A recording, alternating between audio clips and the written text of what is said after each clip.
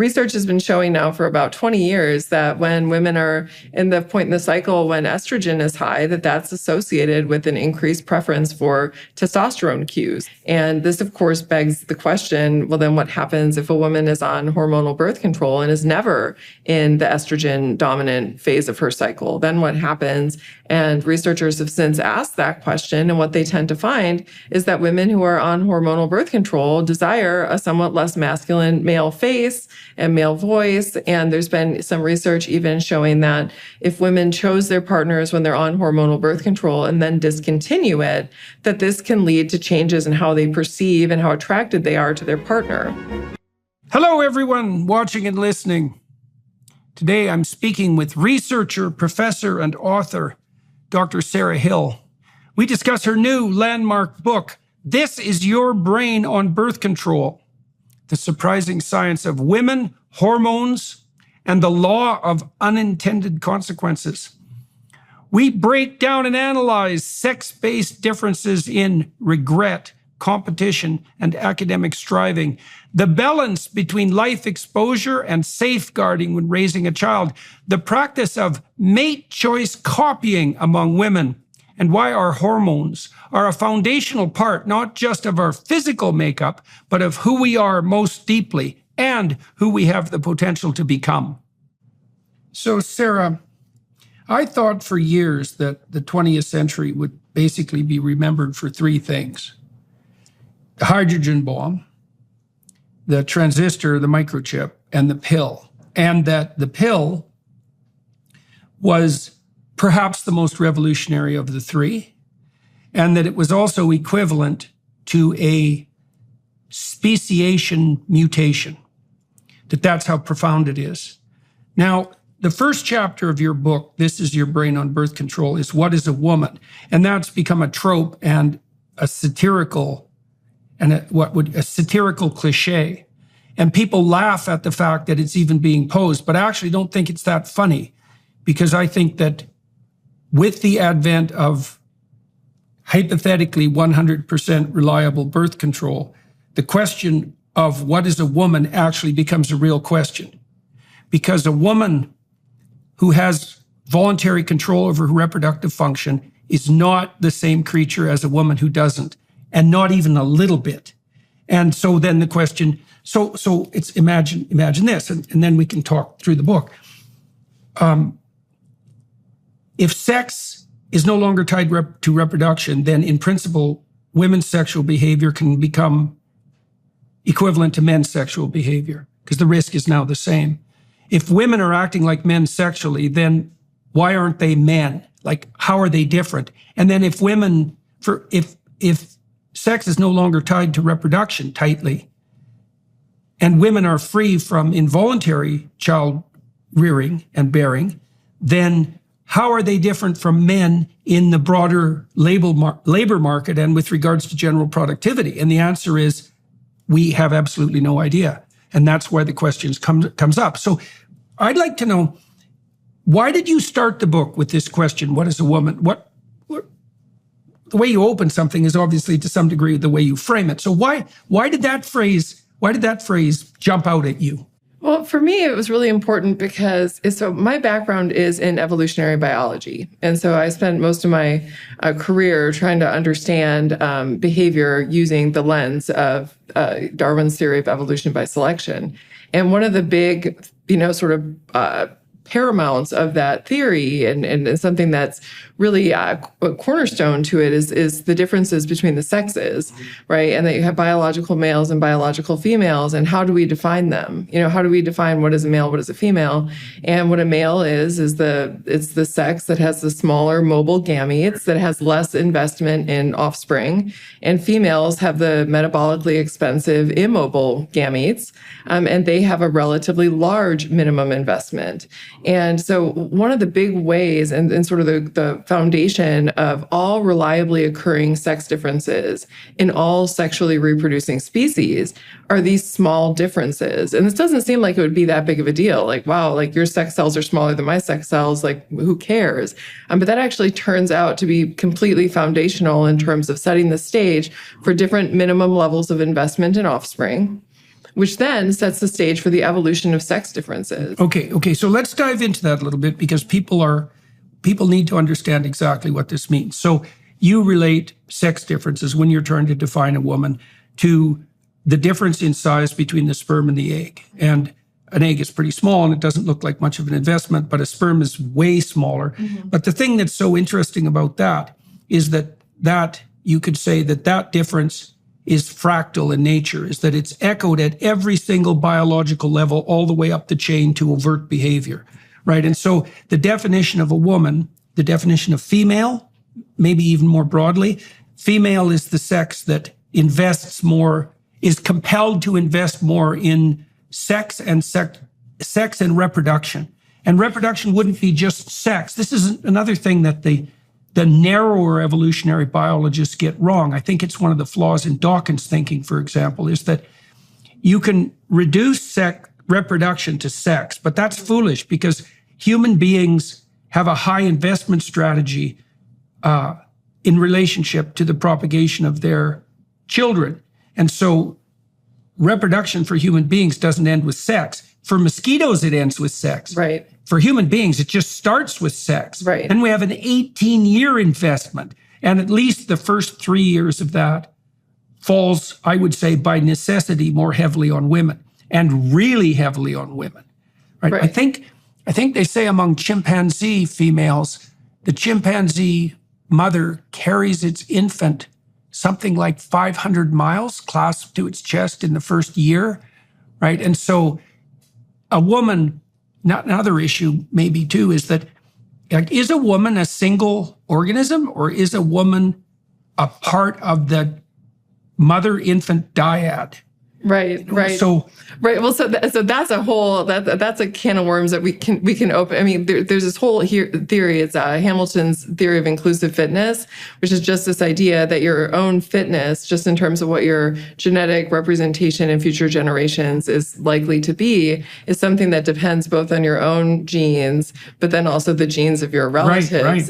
And for women, in particular, who have all of that, invested in their offspring, that this. I mean, it is an extension of yourself, and our relatives are an extension of ourselves. And there's no relationship that is like that evolution has shaped in a way that favors just unmitigated investment than the relationship between mother to child, because there's certain 100% or a certain 50% relatedness. Yeah, so mothers always know that this is their child. You have mother's reproductive value, meaning the possibility that she could translate her energy into additional reproduction. That is decreasing, while that of her infant is increasing. And so it's essentially like passing the evolutionary baton from one generation to the next between these two individuals who have the highest levels of relatedness that's possible in nature outside of identical twins. So I've wondered about this with regard to the transformation at puberty in female emotional response. So the personality data indicates that boys and girls are approximately equivalent in terms of their sensitivity to negative emotion. But that changes at puberty. And the change seems permanent, and it seems like it's hormonally mediated. And so I've been trying to understand. So what happens at puberty is that women become more sensitive to the entire panoply of negative emotions because they clump together.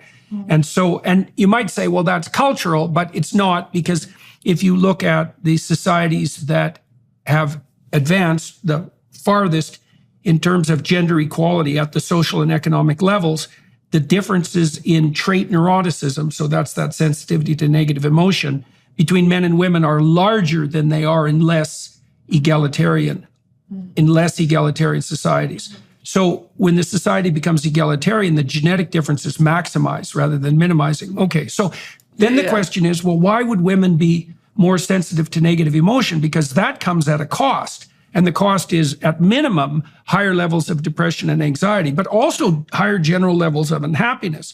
So then you think, okay, they're more sensitive to threat. Well, why is that useful? Well, they're smaller than men at puberty, and so they should be more sensitive to physical combat threat.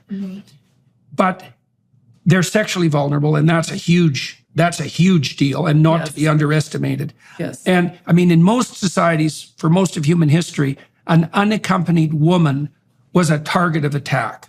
Right. So, but then the third thing that's most important, I think, I want to know what you think about this, is that, well, women are more attuned to threat because they're proxies for the vulnerability of their infant. And so women may pay a psychological cost for being more sensitive to threat, which is that they're more unhappy and that they're more anxious. But the benefit of that is that they're more alert to any signs of danger or predation or threat in the environment. And they can alert, well, they're going to alert their husband, generally speaking, or the rest of the community to that. Now, that also means they're going to be more susceptible to false positives, right? They're going to respond to threat when there's none there. But if you're taking care of a dependent infant and you're over responsive to threat, that's probably the right place to tune your errors. So, and that seems to me also a reflection of this increased investment by women. So they have an increased emotional investment in their offspring, as well as an increased physiological investment. Right. Right. So I'll start with the woman piece, but there's also some interesting things that happen with testosterone during puberty to men that turn that off. Right. And so I want to be able to return to that as well. But with women, I mean, absolutely. The thing that we need to remember is that the process of evolution by selection didn't wire us to be happy or satisfied or any. It's like it has designed us to survive and to reproduce. And part of that means that we're going to feel kind of terrible some of the time. And part of women's design, sort of the design of our psychology is such that it's like a smoke detector. It's tuned to picking up on even subtle cues of possible danger, just because the potential costs associated with what would happen if that danger is real is much greater for women, for a lot of different reasons, some of which you've touched upon. I mean, there's one is that women are mothers. So it's like, it's like you're eating for two, you're feeling danger for two, you're having to protect yourself and your offspring. You're more physically vulnerable because, of course, you're physically, women are smaller and have less upper body strength, sexual vulnerability for the reasons you talked about. I mean, unfortunately, sexual violence has been something that's been present as long as we've been around. And it certainly is something we see in all species with choosy females. You'll have males who want to override that choice. And so there's a lot of reasons that women manipulation too. It's not merely that women are overpowered physically. It's that they're also susceptible to very devious manipulation on the part of Machiavellian and psychopathic men. Right. And they need to be alert to that form of deception as a threat as well. Right. As well. And yes. And even also with other females. And the reason for this is that, when you think about the cost, for a woman, if she's duped, so let's just talk about sexual deception, right? If a woman is duped, she could end up pregnant. There's a 9-month investment there, right? And if you look especially at historical, types of populations like modern hunter-gatherer groups, if you have a woman who doesn't have a father investing in the child, the risk of infant mortality is like 80%. Right, I mean, it's very high. And the risk of death during childbirth even is very high. So women are putting their lives at risk every time they get pregnant. And then to get pregnant and have a really high risk infant that's not getting invested in, she's not getting... And their reputation too. Yeah, and the reputation. I mean, there's so many costs to that. And the costs just aren't that, it's not symmetrical for men. The cost of those things aren't the same. And so our brains are wired to be differently sensitive to those kinds of cues because the consequences are so much more dire if you have a female body compared to if you have a male body, which is... Do you know it? Is there a literature on... Okay. Tell me if I've got this wrong. Okay. All right. So we talked about the different reproductive strategies, say, of mosquitoes and human beings. Mosquitoes have like a zero investment strategy. You have 1 million offspring. All of them die, but like one, but that's okay because that's replacement. Whereas human beings, it's unbelievably heavy investment. And then you look within human beings, women invest more than men. And then you could look within men and you could say there are men who invest less and men who invest more. Okay, so the men who invest less, they're the short-term mater types. Now, I've been looking into the personality predictors of short-term mating strategies, and they're not that positive. So the personality theorists who've been investigating the so-called dark tetrad, which is a group of, you might say, undesirable descriptors, psychopathy, narcissism, Machiavellianism, which is manipulativeness, and sadism, because they had to add that to it. Those traits are much more pronounced among men and women, but particularly among men who adopt a short-term mating strategy. Right. And so now, one of the things I'm wondering about is it's related to that. So the men who adopt that short-term mating strategy, they love them and leave them, right? There's no, let's say, there's little post-coital regret. There's no guilt or shame associated with short-term mating opportunities. Do you know if there's a literature detailing the difference in response to short-term mating episodes between men and women? Are women more likely to evince regret in the aftermath of short-term mating episodes, one-night stands? Oh yeah, absolutely. There's a rich literature in sexual regret, and exactly as you would expect, when you look at what people regret sexually, women regret more these short-term mating opportunities that they, participated in. Men more often regret those that they didn't participate in. So men missed opportunities. Yes, missed opportunities. So men's sexual regret tends to sort of cluster around things that they wish they would have taken advantage of and they did not. Right. Whereas women's tends to cluster more on, I really wish I wouldn't have had sex with that idiot. Right. Yeah. Now, do you know, is there a personality literature that's looked at individual differences in post short-term sex regret? So like, are the women less likely to show regret, also more likely to have dark tetrad personality traits? Like, there's got to be predictors of regret, right? Now, you'd expect neuroticism would be one, right? Because that would just predict negative emotion in general. Right. I suspect agreeableness is another predictor, is that the women who are more agreeable, compassionate, polite, more inclined to caretake and bond. So I would suspect that it's the more feminine women who are more likely to show post-coital regret. I suspect the same thing would be true of men. I bet you the more feminine men are also more likely to manifest that pattern of regret. Diversify your savings with physical precious metals while stockpiling silver in your home safe. With Birch Gold Group's most popular special of the year, now through December 22nd, for every $5,000 you spend with Birch Gold, they'll send you a 1-ounce silver eagle coin for free. Text Jordan to 989898 to claim your eligibility now. You can purchase gold and silver and have it shipped directly to your home, or have Birch Gold's precious metals specialists help you convert an existing IRA or 401k into a tax-sheltered IRA in gold for no money out of pocket. And once again, they'll send you free silver for every $5,000 you purchase. Keep it for yourself or give something with real value as a stocking stuffer this year. Just text the keyword Jordan to 989898 to claim your eligibility. With an A+ rating with the Better Business Bureau and thousands of happy customers, now is the time to buy gold from Birch Gold. Text Jordan to 989898 and claim your eligibility for free silver on qualifying purchases before December 22nd. That's Jordan to 989898. Yeah, that's really interesting. Yeah, so I think with women, a lot of it, so in the personality literature, and I'm aware of that, I'd only known that there was a dark triad. So it's expanded. Sadism they had to add sadism. Yeah, that's real fun, eh? Yeah, no. Positive delight in the suffering of others. Yeah, wow. I wonder if he's got a brother. That's just a terrible quality. That's for sure. So I'm not terrible. I'm familiar with that, but when I think about things, I tend to think about, just because personality isn't really my area, it's more of the evolutionary area. I tend to think about my prediction would be, from an evolutionary perspective, would be that we would see women experiencing more sexual regret when the costs are higher, right? So what are the costs associated with having made that decision that you made, right? So whether it's reputational costs. So for example, a woman who has more to lose reputationally from having capitalized on that short-term mating strategy, I think that she would experience stronger sexual regret. I bet you could predict that by looking at the relative.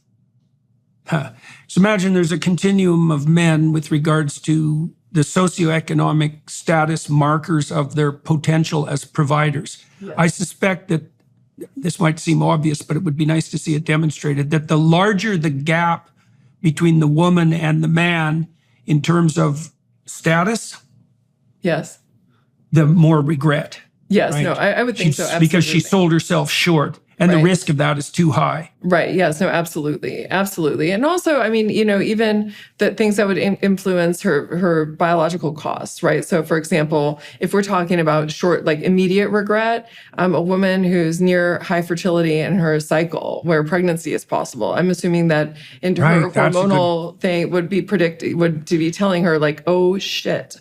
Like, that was terrible. Like, why did you do that? And I would also expect you'd see more sexual regret at peak fertility across the lifespan. See, now we have a perfect study design. Yeah, we can look at personality, dark tetrad traits, and number of days deviation from maximum fertility as predictors of short-term coital regret. Yes, and across a lifetime too. And we could spend 3 years getting that through an ethics committee and then not another do the 3 study. years, and then another 3 years trying to get it published. Right.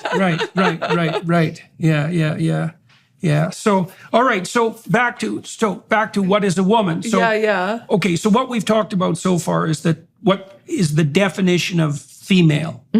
Okay, and the female is the member of sexually reproducing species who invests more.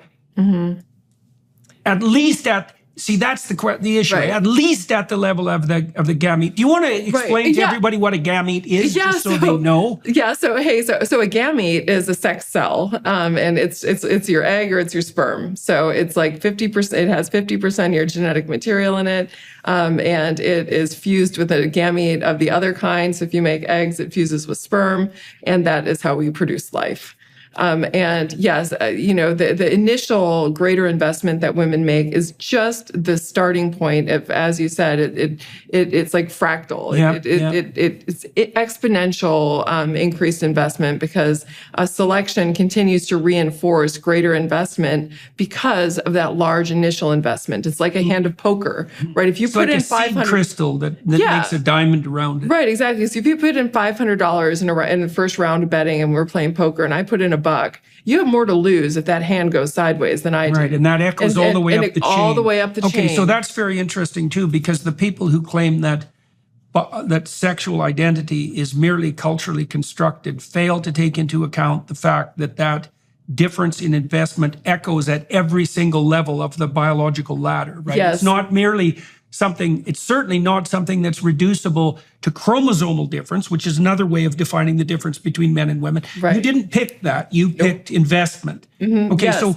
why did you pick, it's not just you. I know that tends to be the biological stance. Right. But would you say that the chromosomal difference, XX versus XY, is of lesser significance than the investment issue, or does it matter because they're so tightly linked? They are so tightly linked, but I mean, honestly, if evolution by selection doesn't see it, it doesn't matter. Like in a lot of ways, the gears and sprockets that create us, those pieces, like if you're trying to make predictions about behavior and sort of like what types of things have been reinforced by this process of inheriting traits that work, meaning that they promote survival and reproduction, and those that don't, it's only what selection sees that matters. And it never sees our chromosomes. What it sees is investment, right? And those individuals who have this really large, minimum investment, and they're only able to produce X number of offspring instead of X prime number of offspring, that those individuals, the best way that they can increase the probability of continuing their genetic lineage is through a heavy investment strategy. And that's less true for this other sex. Yeah. And so sex, biological sex, and again, it starts off with these small differences in the size of our sex cells, but then sort of recapitulates at all these different levels of investment. We could imagine, just for the sake of argument, how that would recapitulate even cognitively. Yes. Right now, men, for example, men understand that there's a relationship between how successful they are and how attractive they are to women. Like, and part of what motivates them is the game of that competition. So I worked with high-end lawyers for about 15 years, both men and women, and found some very interesting differences in that.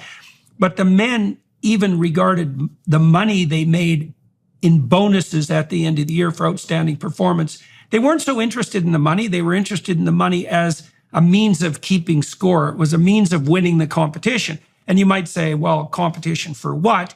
And the answer to that is, well, let's call it competition, not for status exactly, but for reputation. But the consequence of a stellar reputation is that, and men who have that are much more attractive to women. And you might say, well, women go after wealth, but I think that's nonsense. And I think that's also belied by the relevant evolutionary biology theory, because what it shows, and tell me if I've got this wrong, is that women use wealth as a marker for attractiveness because they use wealth as a marker for competence.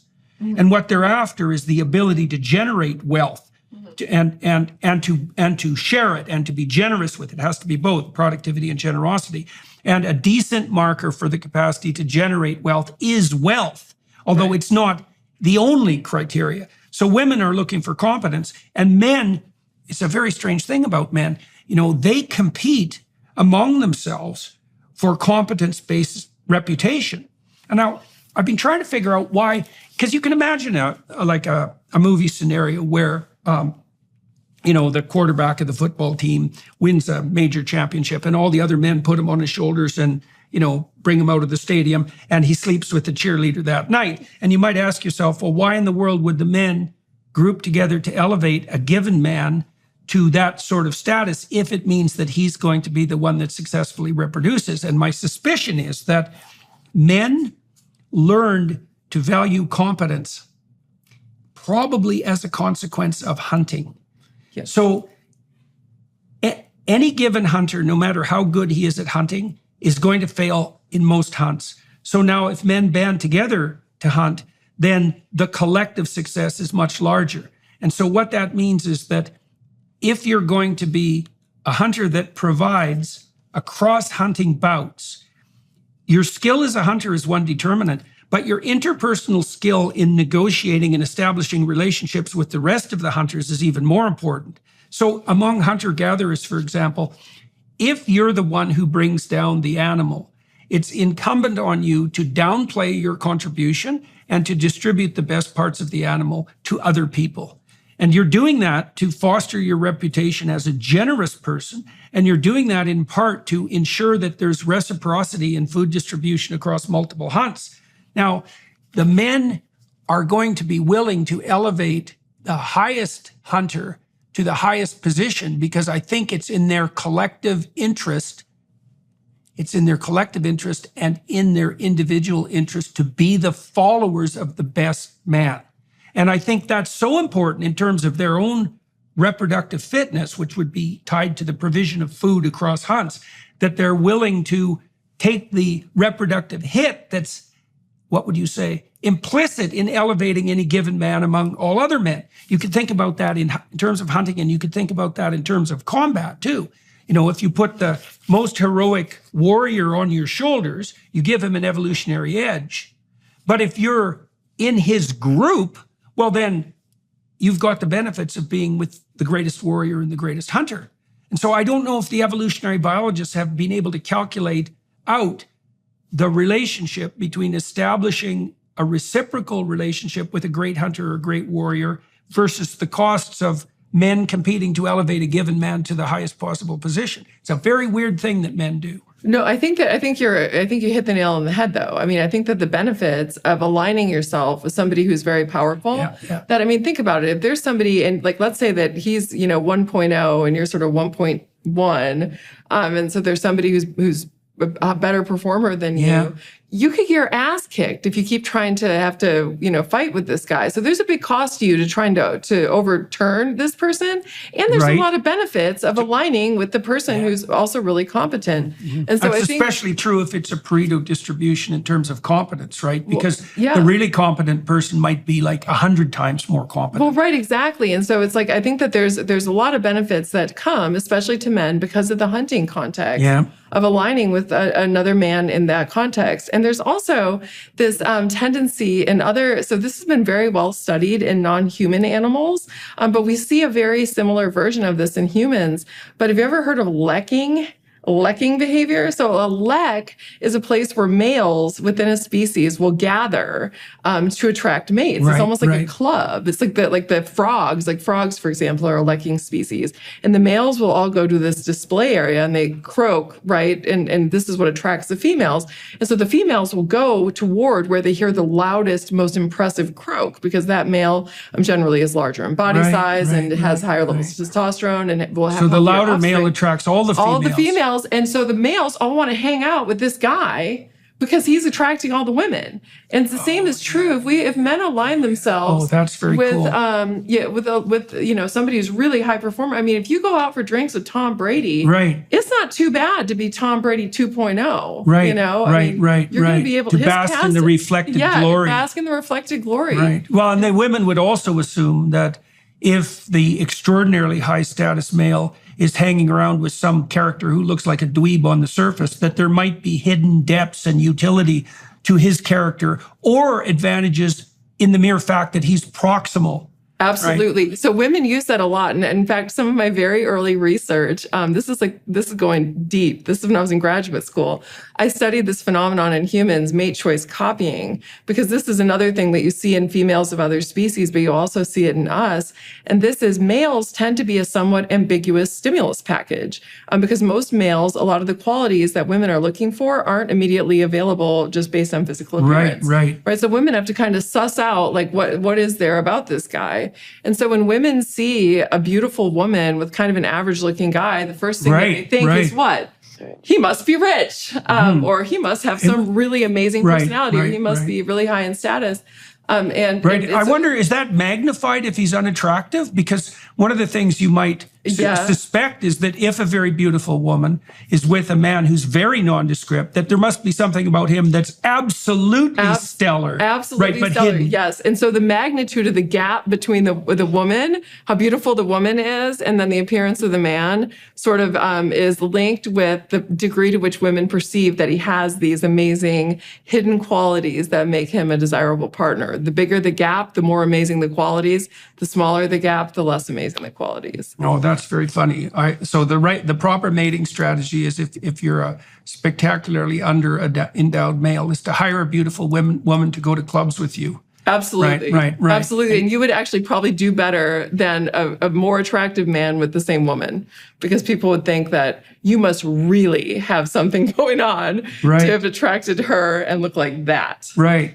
Yeah. Oh, that's insanely complicated. That's insanely comical. That's insanely comical. Yeah. All right. So what is a woman? So we've defined that as the sex that invests more, and we pointed out that across echoing all the way up the biological ladder from the cellular to the cognitive, females are the sex that invests more. The other thing about that was that, women are going to invest more too because, and you already pointed this out, but it's worth making it clearer, because they have to. So I think I looked at one point, I looked up the world's record for most children a woman ever had, and I think it was in the hundreds, actually. Maybe not. Maybe I've got that wrong.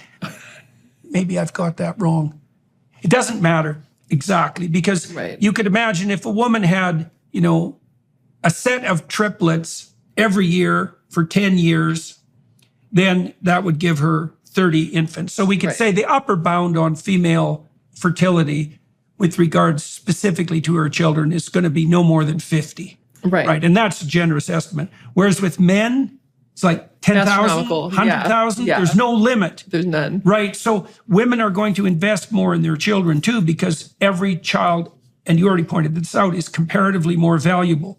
And then you also said something interesting, which is that as a woman ages, her children actually become comparatively more valuable than she did. So does this mean, this is a strange thing though,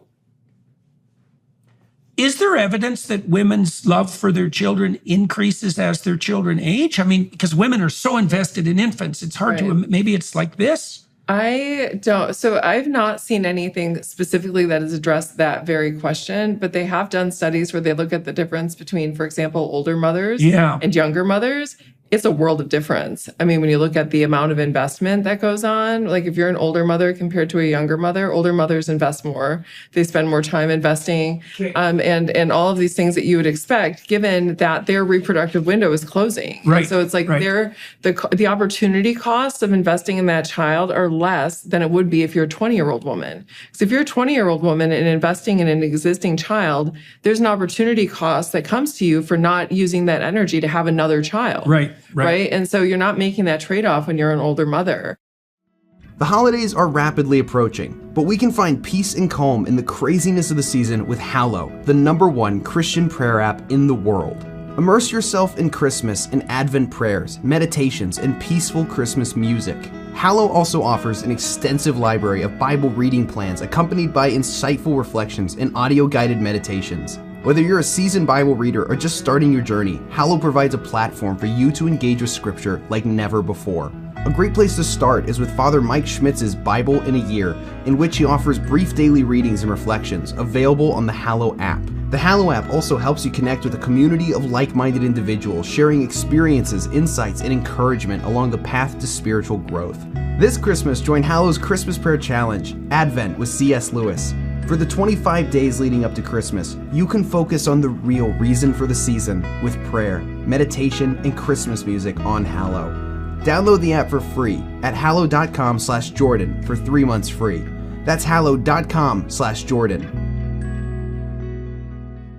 And so, do you think there's an optimum there that we don't know? Because, Jonathan Haidt wrote The Coddling of the American Mind. Okay, and I've been very interested in this rise of what I like to think of as the devouring mother, is the over-invested parent. Yes. Okay, so instead of putting that on the shoulders of the given parent, I've been trying to understand the cultural context that might make overinvestment more likely. So you can imagine, well, fewer children. Yes. So if you have 10 children, you're obviously not going to you're not going to attend to each of them as much. They're going to attend to each other more. So more one-child families. Okay, older parents. Yes. Right. So they're going to be more conservative to begin with, because you get more conservative as you get older, but they're also going to invest more in their children. Right. And so older, and then also richer parents, because if you're older, you're richer. And so part of the reason that children are coddled, as far as I can tell, to the degree that they are, and overprotected, is because mothers are now old enough to be grandmothers. They're rich, and they only have one child. Right. And too much time on their hands. Too much time on their hands also, because it's like historically women would have been out gathering food all the time. And now if you have women, and there's plenty of women who work and are still, overindulging in their children. But a lot of times when you see this, it tends to happen more frequently and more sort of exaggeratedly in homes where women aren't working outside. Yeah. So that, one of the things I've talked to my daughter and my daughter-in-law about when they're trying to figure out how to optimally care for their young children is how they, and I talk to a lot of my clients too, because they face the same problem, is how do you balance, as a woman, how do you balance the need of your children, especially under the age of 3, for continuous, intense maternal presence with the pursuit of your own interests. And my sense is that there's an optimized balance there, because one of the things that children should see is that adults, including women, have good things to do with their adult time. And so that's a good thing to model. Absolutely. But then also, if you have your own pursuits as a woman, then you're not going to interfere too much in your child's life, because you actually have a life. Yes. And one of the things I think that protects children against that proclivity of maybe excessively neurotic women to overinvest is that they have their own things to do that are important. Yeah, I mean, having nothing else to do but just shine love on your child and overinvest them and make sure they never fall down. This is historically unprecedented. You know, I mean, through most of human history, no one was that rich. No, well, I mean, yeah, women never, I mean, it was like we always played a role in subsistence. You know, even though women were also mothering, they were also finding food, and they were also, you know, tending to whatever the dwelling was, and having to maintain relationships, and having to go and get water. And the children were having to go to work and help with these things. And so it was a very different situation where now nobody is actually having to do anything to run the household because there's staff. And you have children that aren't, you know, having to work. You have parents who don't have anything, you know, or mothers in particular who don't have something else that's sort of pulling their time away from just spending all of their time thinking about, you know, Johnny and his Mandarin lessons. It's also not diluting their insanity. You know, if you're in a tribal group, I mean, one of the advantages to having two parents is that the average of two parents is on average more sane than either of the individuals, right? That's absolutely correct. Right. Yes. And well, and partly what you do in a marriage is you keep each other sane. You see where your partner has a tendency towards excess and you rein that in, right? And you do that for each other, and hopefully you do that with each other's best interests and the relationship and the quality of the relationship firmly in mind. And you do that for the children as well.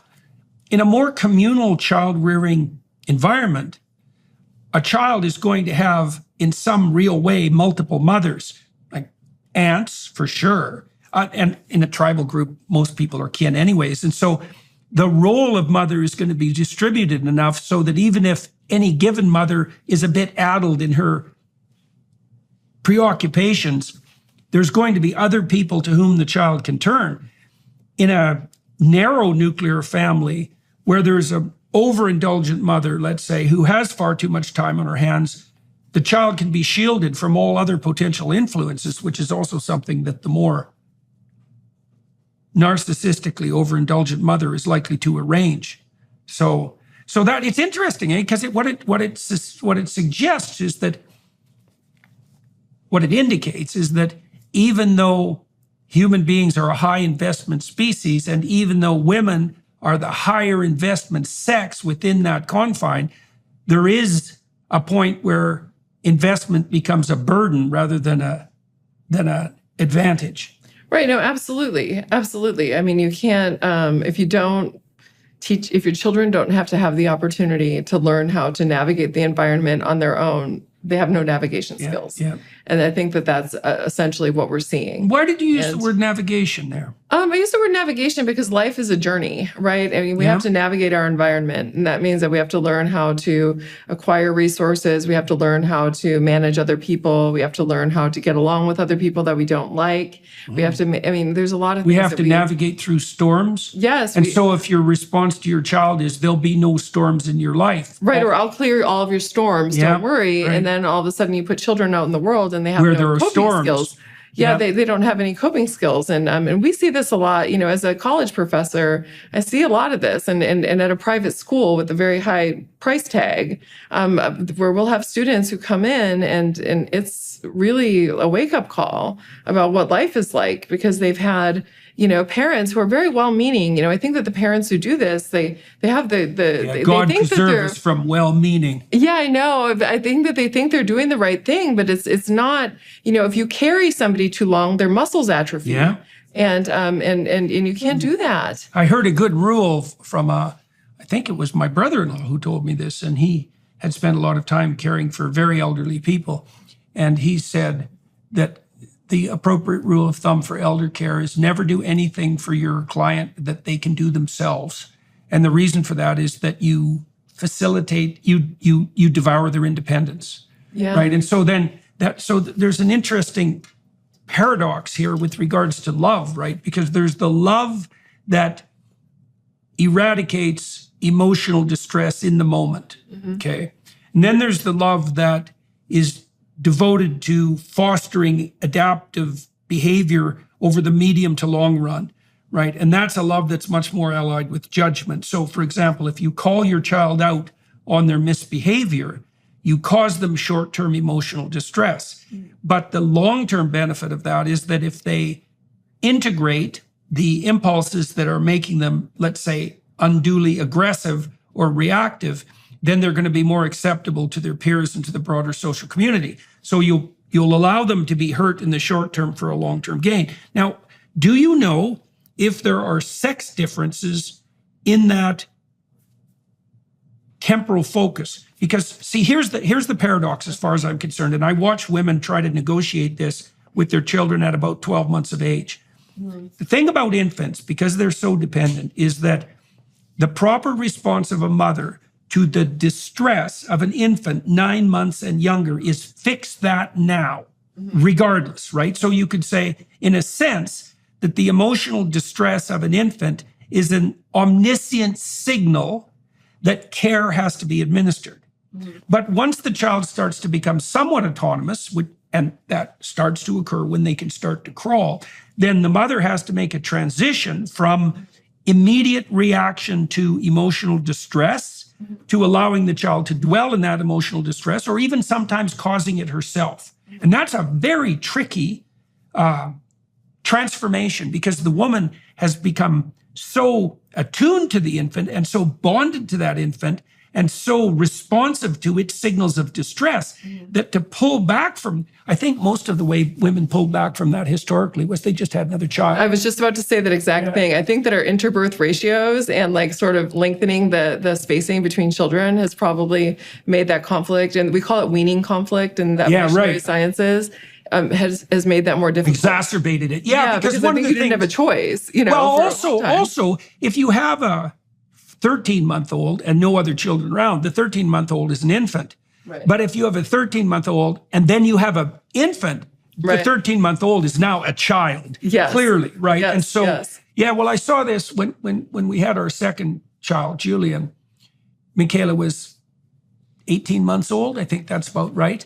And, you know, she's still pretty little, but compared to a newborn, she was an adult, right? Right, and that was also the point where she turned more to me. And, there seems to be something that's, apart from the interbirth interval, let's say, there seems to be something that's crucial about the role that men play in the facilitation of that longer-term orientation. Because men are less susceptible to the emotional distress of both infants and toddlers. And along with that, I think it gives men the opportunity to be less affected by the emotional distress of children, and therefore to prioritize medium to long-term adaptive strategies over short-term gratification of emotional demand. And I think that's part of the cardinal role that men play. Well, they are agents of the patriarchy, right? They're going to be socializing agents. Well, but seriously, they seem to me to be... Right. The women are oriented very strongly towards the primary care of infantile emotional distress, but that's not a good long-term strategy. Okay, so I have a vicious question to ask you. Okay, all right. All right, we talked a little bit at before we started this podcast about the corruption of the universities. Yes. Okay, now you write in your book a fair bit about what's been the interpersonal and social consequences of women moving en masse into the workforce. So I have a proposition for you. All right, let's hear this. The default moral ethos of women does not scale. It doesn't scale beyond the family. So now I'm perfectly willing to debate this because I'm horrified by the fact that it might be true. I've watched the universities transform themselves into holding pens for infants. Yeah, no, that's a fact. Okay. And I've watched them transform themselves into holding pens for infants as they've become dominated by women who don't have children. So let me say this, because I was actually just having this a very similar conversation with a colleague of mine. And actually, here's what I've noticed. And so now here's the part where I'm going to say something that's a little bit awful. Okay.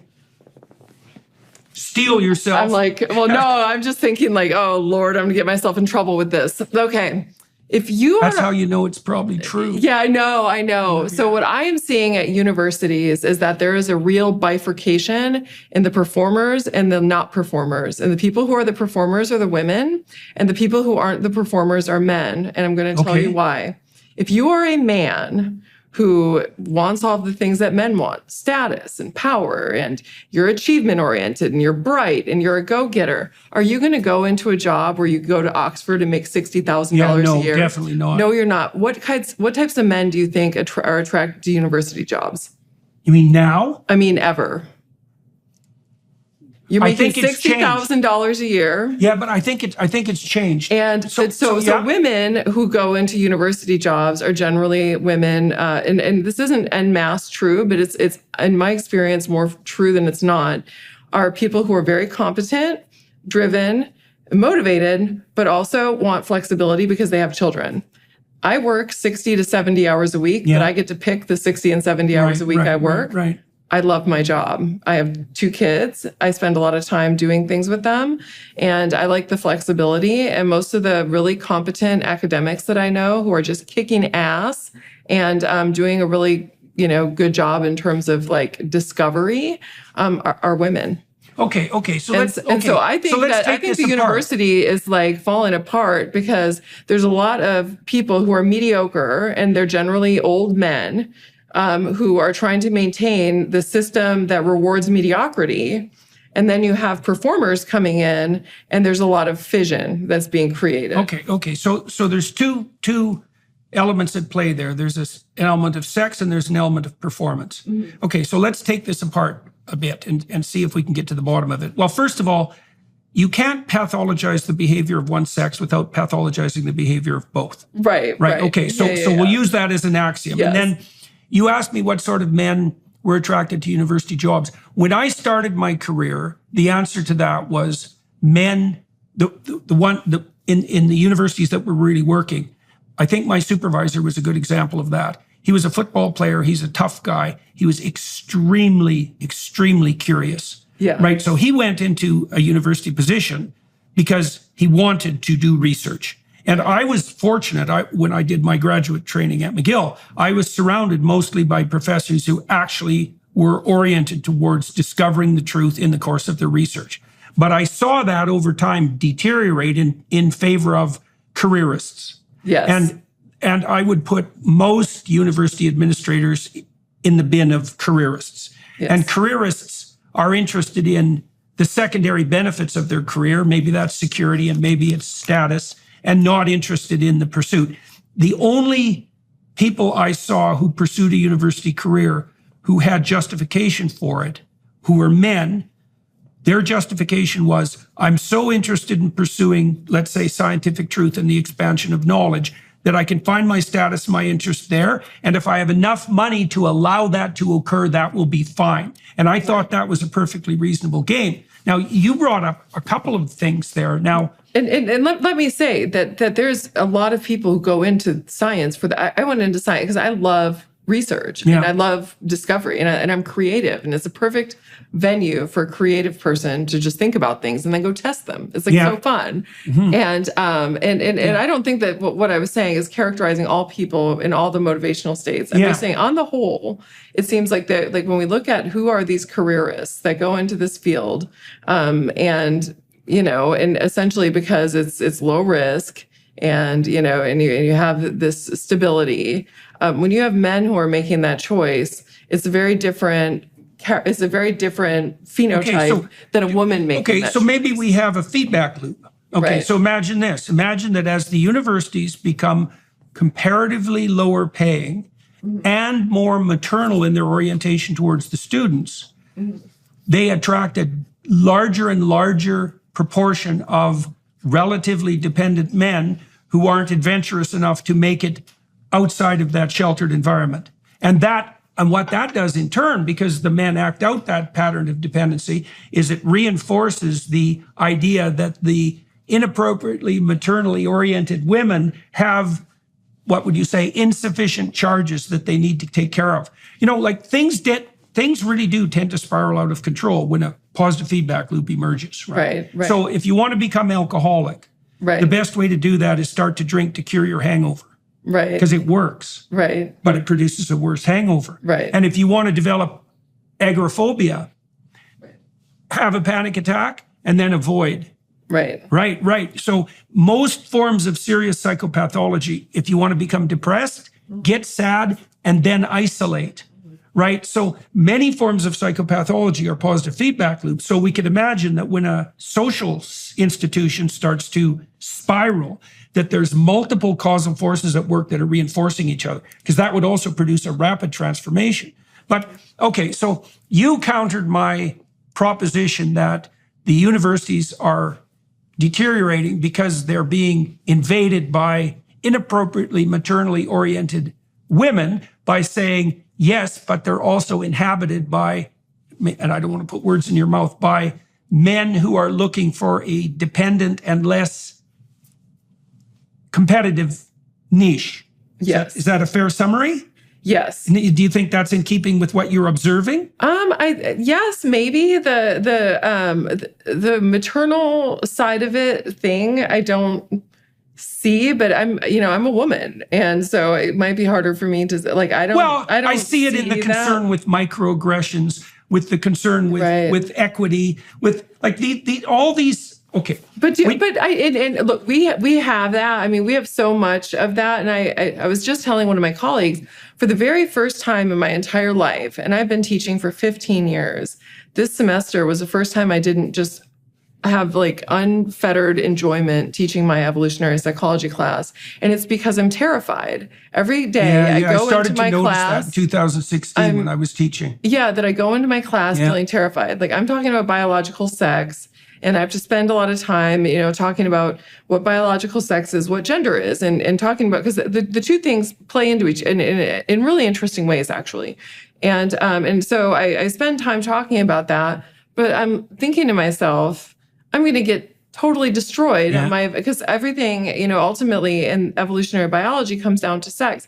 And the reason I started my book off with the chapter, What is a Woman, is that it's so foundational, this idea that as a biological female, that you invest more in offspring. And what this means for you as a woman is it means that the costs of sex are higher, right? And this creates a completely, like a mating market where women essentially get to call the shots with sex, right? And men sort of do the things that they need to do in order to get chosen.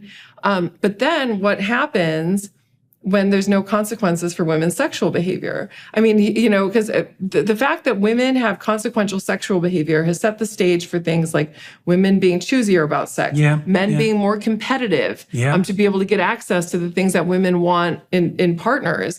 And when all of a sudden we make sex non-costly for women, which has been a huge achievement for women, but it has these huge consequences on everything, because so much of who we are and our social behaviors and the types of things that motivate us are sort of built around this system of sex being costly for women.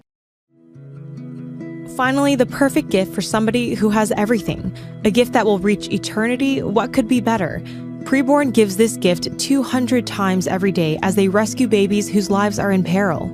These babies' lives are precious and beautiful. Their heart begins to form at conception and at just 3 weeks is already beating. At 5 weeks, a baby's heartbeat can be heard on ultrasound. By 6 weeks, eyes are forming. By 10 weeks, a baby can suck his or her thumb. Preborn needs our help to save these precious souls. For just $28, you can sponsor an ultrasound and introduce a mother to her baby, which doubles that baby's chance at life. And right now, through a matching grant, your gift saves twice as many babies. Please give the gift of life. Have your donation matched today by dialing pound 250 and saying the keyword baby. That's pound 250 keyword baby. Or donate securely at preborn.com/Jordan. That's preborn.com/Jordan. Do you think obviously the consequences of sex are extremely high for women and then secondarily for men, clearly. And it is because we're a high investment species and our children have an incredibly lengthy and costly dependency period. Yes. Okay. So we're not going to eradicate that. Now, you could say, because you entitled your book, interestingly, the subtitle, we should just point this out, is that this is Your Brain and Birth Control, the surprising science of women, hormones, and the law of unintended consequences. Okay, let's concentrate on that last part bit, that law of unintended consequences, because it isn't obvious to me and I think this is implicit in your book, if the birth control pill is a biological mutation that exceeds the development of the hydrogen bomb in terms of its explosive consequences, it could easily be that the unintended consequences will swamp the benefits. Now, the benefit, let's investigate this as thoroughly as we can. The benefit is that women are no longer prey to the terrifying consequences of sexual interaction. Right. Okay.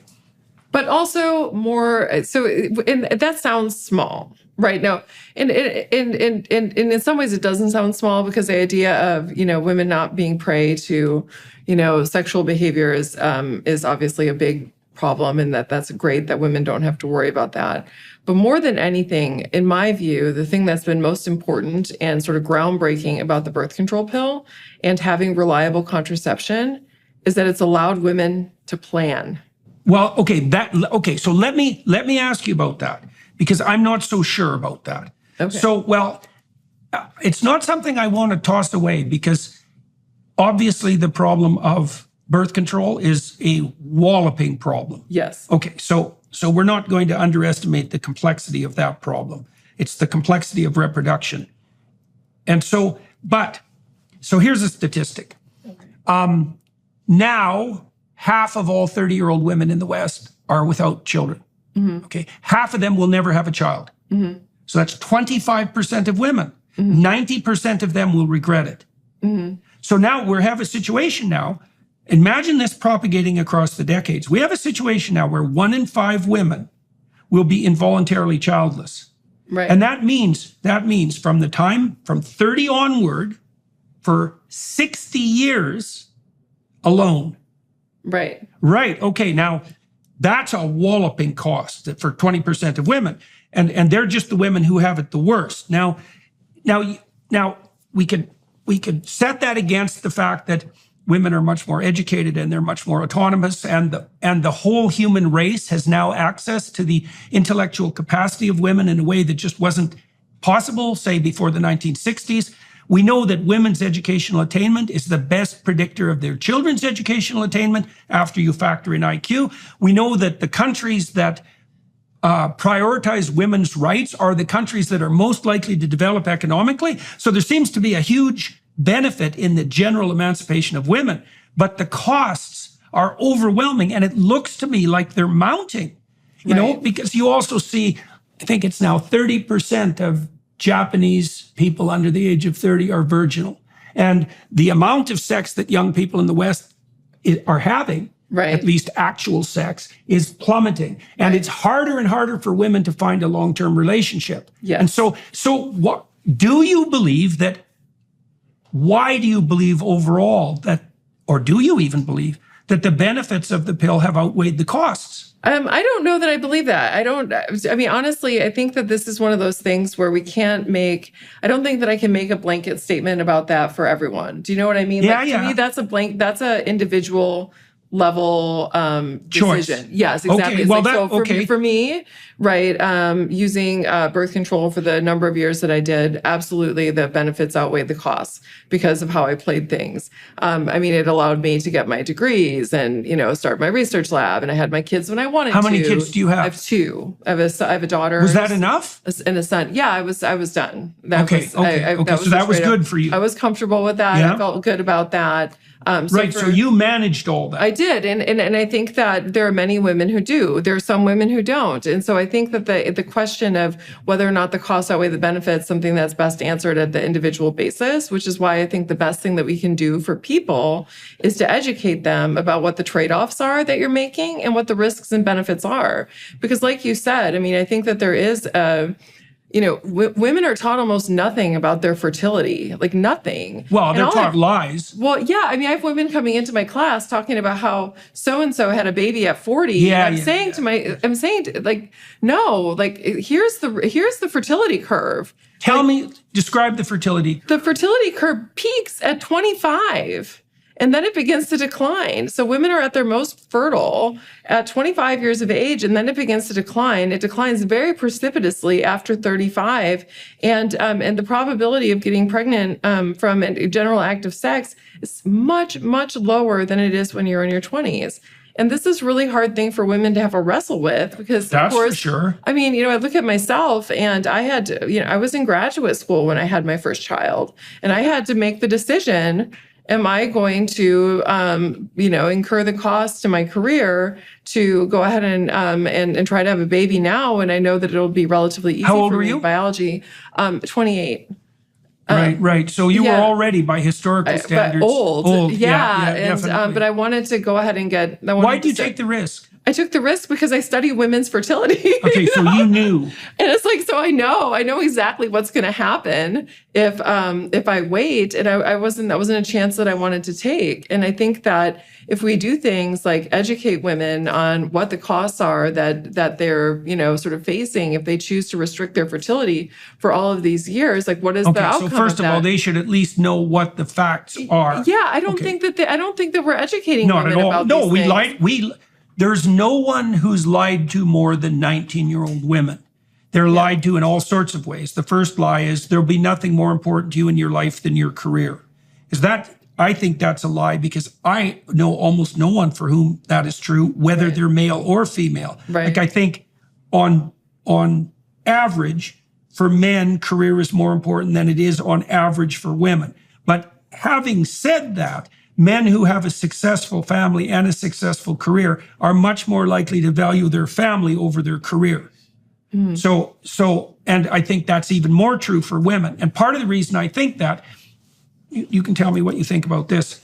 These lawyers I worked with as part of my clinical practice. So I worked with partners of law firms in big law firms in Toronto. And so we have Bay Street in Toronto, which is kind of the equivalent of Wall Street on a Canadian scale. Okay. And there are large law firms there that are internationally competitive, especially in the world of finance, because Canada bats above its weight on the financial side, partly because of our banks. So I worked with these. So the deal we put forward to the law firms, this little company I was working with, was you send us your best people, and we will endeavor to make them even more productive than they are. Now, in any law firm, there's a small proportion of lawyers who are hyper competent at law, but also hyper competent at generating business. Yes. And they're unbelievably valuable because they feed all the lawyers in the law firm who can do law but can't generate business. Right. Now, some of them are men and some of them are women, and the law firms are hyper motivated to keep those women, and they can't. All the women quit. Right. You bet, between 28 and 32. So what happens is they're hyper conscientious and brilliant. They're usually attractive as well. And so they do extremely well in high school. They do extremely well in college and university. They do extremely well in law school. Like they're on a track, high achieving track. They climb all the way up this track until they're senior partners and they're working like 70 hours a week. And often by this time, but not always, they're married and usually to someone who has a high income. And they look around having hit the pinnacle and they're 30 and they think, why the hell am I working 70 hours a week? Right. Now, the male answer to that is to win the contest. Right. And we know that winning the contest makes men sexually attractive. Right. But that isn't the case at all for women. Right. And so what the women do invariably is bail out and take a job that gives them more flexibility and shorter hours. And partly it's because they want to have a family. Right. Well, no, absolutely. I mean, this is something that's, and people don't talk about it very frequently, but I mean, you hit the nail on the head. That's exactly what happens. I mean, women generally want to have more work-life balance than men do. And it's just because the reward structure is very different for male and female brain of winning the contest, as you say. And for men, there's a real reward that comes from that. And historically, evolutionarily, there isn't anything more important than winning the there's contest. not. And for women, it's about when, it's like we like to win the competition, but we also value investing in our family and in our relationships and that sort of thing to a greater extent than men. And most women that I know, even women who are really high achievers and have, high performing jobs, also value their family time, and a lot of them aren't willing to make those costs. I know more people that are women who've foregone, really big promotions and opportunities to sit on this board or that board, and saying no to it, even though it's an amazing opportunity, just because they don't want to compromise their time with their children and their families. And this is it's a real thing for women. Okay, it's a real thing for women. Okay, so let me ask you a question about that too. Tell me what you think about this. So my observation of people who practice as scientists is that 1 in 100 is an actual scientist. Right, I agree with that. Okay. So then if 1 in 100 is an actual scientist, and all the scientific progress depends on that 1 in 100, which is also what you'd conclude if you looked at both publication rates and impact of publications, same Pareto distribution problem. And men are more likely to hyper-focus on their careers. What happens if we take the men out of those positions and we substitute in women? Because are we going to attenuate the productivity of the highest performers at the highest level of performance? Well, so I don't think that, I think that when you look at the distributions of let's just say like super geniuses. Yeah. So let's assume that scientists are super geniuses, okay? And when we look at things like IQ, and we look at the distribution of IQ between men and women, we know that women have a more clustered around the mean type of a distribution. There's less variability. And for men, there's more variability, which means that with men's IQ distribution, you have fatter tails, meaning you have no more wonder men. You're terrified about getting into trouble. That's pretty much what killed Larry Summers. Well, I know. And I talk about this in my class. And this is something that nobody has problems with, the fact that, if you go to an institution for people who are profoundly cognitively, challenged, that the sex ratio there is like 2 to 1 male, 3 to 1 male. And we know that more males have profound cognitive disabilities relative to women. But on the side of super geniuses, it's the same thing. And we see more male super geniuses than we do female super geniuses. But I think with that, sometimes where things get, everybody gets upset about that, which I don't think is necessary, is that it's not saying that there's not female super geniuses, and it doesn't make predictions about any individual one case, because patterns aren't good at making predictions about what happens with you or with you or with you. And so we know that's true. There's a gazillion publications that have been published to that effect. Whether we want it to be true or not, it is. And what this means is that when you get to the upper echelons of any type of a career that requires a lot of G or a lot of intellectual power, you do tend to see that there is a little bit of a sex ratio with men to women. This being said, there's a lot of really valuable jobs that don't require as much G that play to some of women's intellectual strengths. So, for example, things like science and medicine are becoming more female, and that's because those are things that women are really good at. Yeah. So at those very high levels of achievement, you're going to require the intersection of rare traits. So imagine in engineering. Okay, so first of all, you have to be more interested in things than people. Yes. Okay, so that's going to skew it male right away. Yeah. Then you have to be super bright. Yes. Okay, now at the highest echelons, there's also going to be a bit of a male skew there. Right. And then you might also hypothesize that you also have to be either hyper dedicated, so that would be conscientious, or hyper competitive, or both. Right. And for the I mean, we could be in a perverse situation where, well, let's play out the extreme case. On average, women will make better scientists than men, but the best scientists will be men. We could be in a situation where we'd have to balance those probabilities. So I wouldn't say the best scientists are men, because to me that's like making predictions about individual cases based on a pattern. So I will say on average, right, we should expect to see that in the pool of best scientists that is a male biased sex ratio. I would agree with that statement. Okay, so let's clarify that a little bit. Because the absolute best scientist could actually be a woman, and that wouldn't violate the patterns of. And I'm not saying that. Yeah, okay. So you said it more precisely. But yes, no.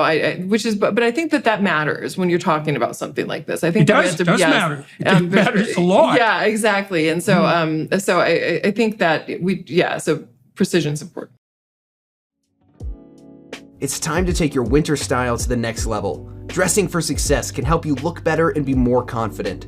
So whether you're attending an important meeting or networking event or simply want to impress your colleagues, Mizzen & Main has everything you need. Their clothing is comfortable, breathable, packable, and machine washable. Their dress shirts are designed to help you close out the year in style. Whether you're shopping for a special someone this holiday season or giving yourself the gift you really want, Mizzen & Main is the perfect gift for any guy who works, travels, plays golf, or wants to look and feel great. And let's be honest, that's every guy. So what are you waiting for? Spruce up your winter style with Mizzen & Main. Go to mizzenandmain.com and use code Jordan to get 25% off any purchase of $130 or more. That's MIZZEN and Main.com, promo code Jordan for 25% off today. Yeah. Now, okay, so let's move on to another issue. We talked about what is a woman, and that took a long time, and you wouldn't think so because you would think that would be obvious, and it is because people can perceive the difference between male and female at a second. You are your hormones and you in the time of fertility. Those are the two of the first three chapters. So what do you mean you are your hormones? What I mean is a lot of times, especially culturally in the US, and I don't know whether or not this is true elsewhere, I just know my experiences here, we have a tendency to talk about our hormones like there's something external to us. Like there's us, our sort of hormone-free, rational self, and then there's us under the control of hormones. And that's just simply not the way that it works. Our hormones are part of the signaling machinery that our brain uses to create the experience of being the person we are, right? So they're like neurotransmitters or anything else. When we consider the fact that there's a bunch of gears and sprockets that all work together to make us the sort of person that we are with our restaurant preferences and personalities and, likes and dislikes, our hormones play a role in that. That's like part of the machinery. It's right. like, it's so like, that shouldn't be segregated off as exactly. As this thing that happens to us. And so I think that this is something that on the one hand is really obvious because it's like, I don't think if you tell that to somebody, they would say, well, yeah, of course it is.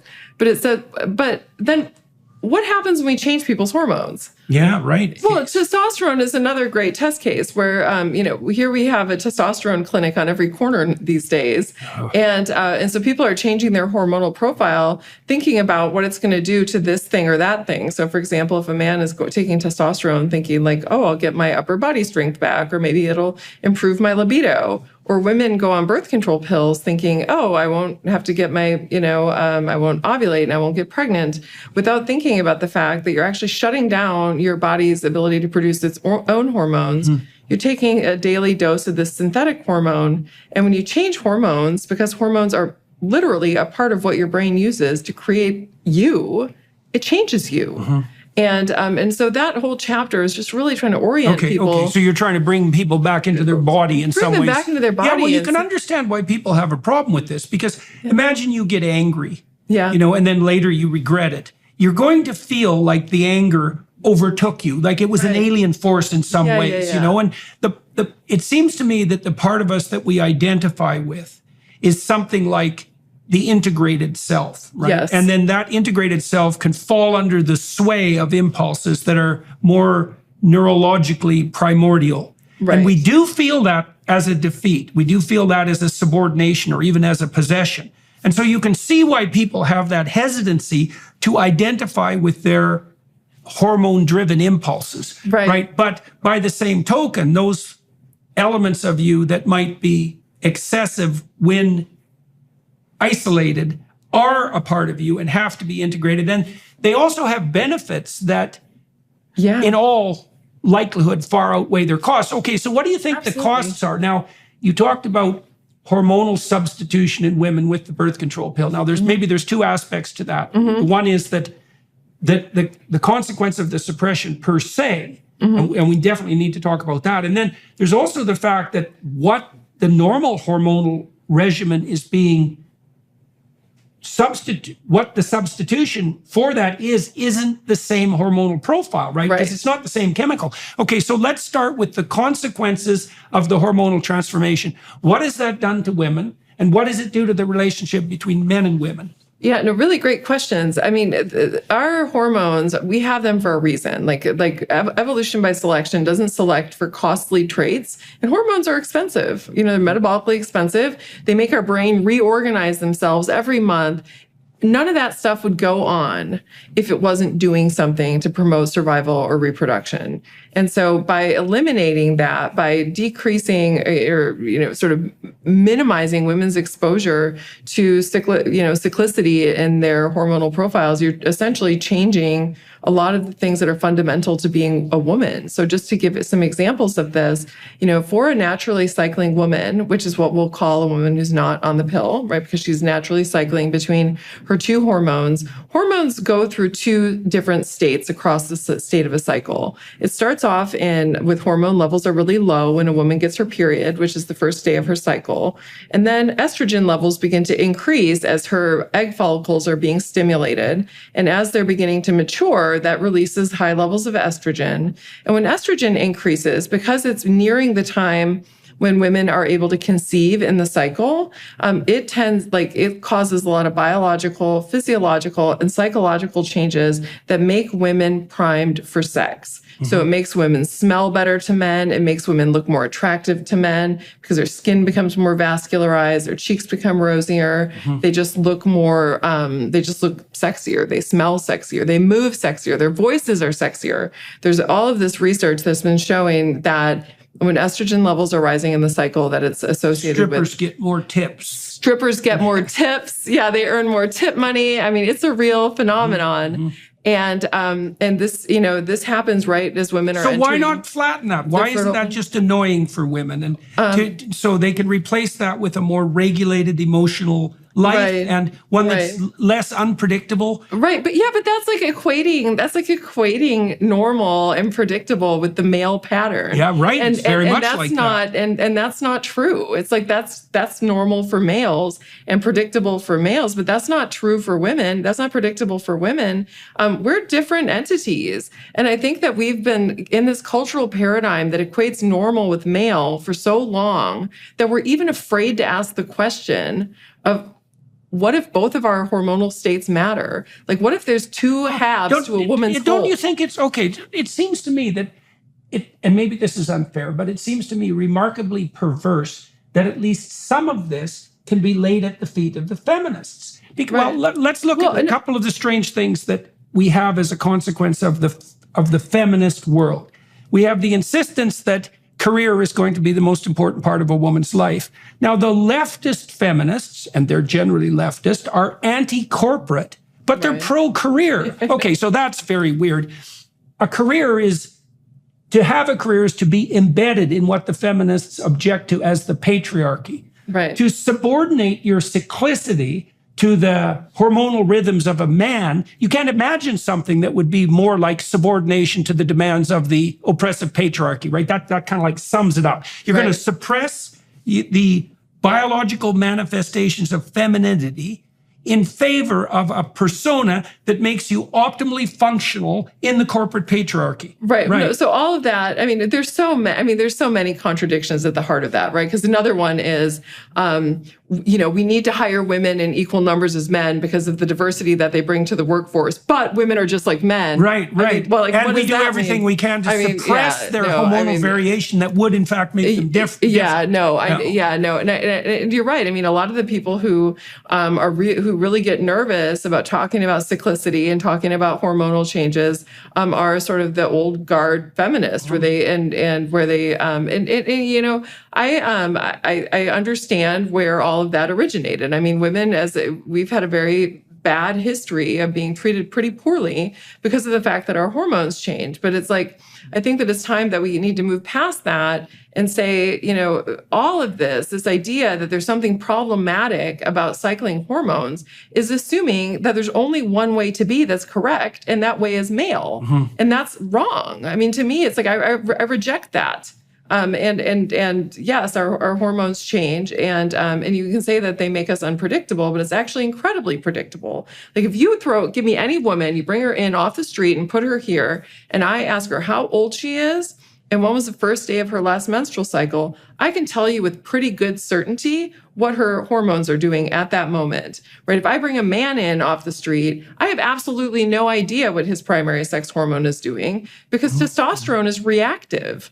It increases when there's a beautiful woman around. It decreases if your sports team loses. It increases if your sports team wins. Your political candidate loses, it decreases. So testosterone is incredibly reactive. So that's also relevant to why the men would be hanging around the high status men. Because if your sports team wins, then your testosterone levels. Testosterone, right, you right, can go right, compete right, more. right. Yeah, no. So I mean, a lot of these ideas that people have been using to reject the idea or object to the fact that women they have cycles and that there's something problematic about that are all very much steeped in the idea that the male way of being is optimal, normal, and correct, and that the the female way of being is problematic. Right. And I absolutely reject that.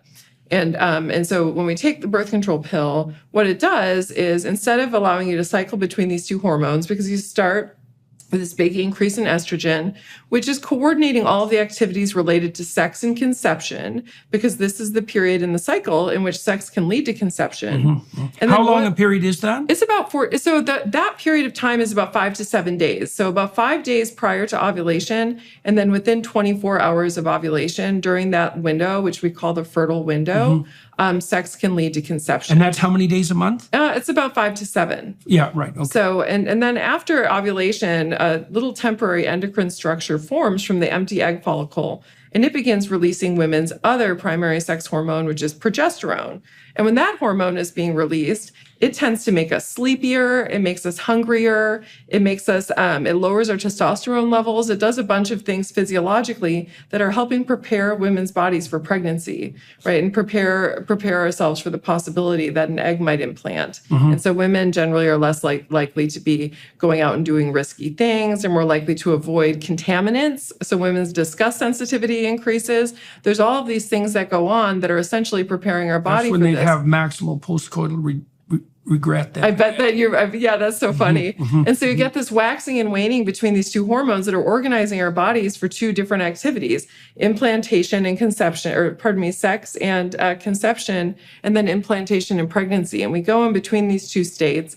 And each of these hormonal states is associated with different types of psychological patterns and physiological patterns. I mean, even they've done studies where they scan women's brains every day across the cycle and take hormone measures. And it's like you see things like white matter density increasing when estrogen is high.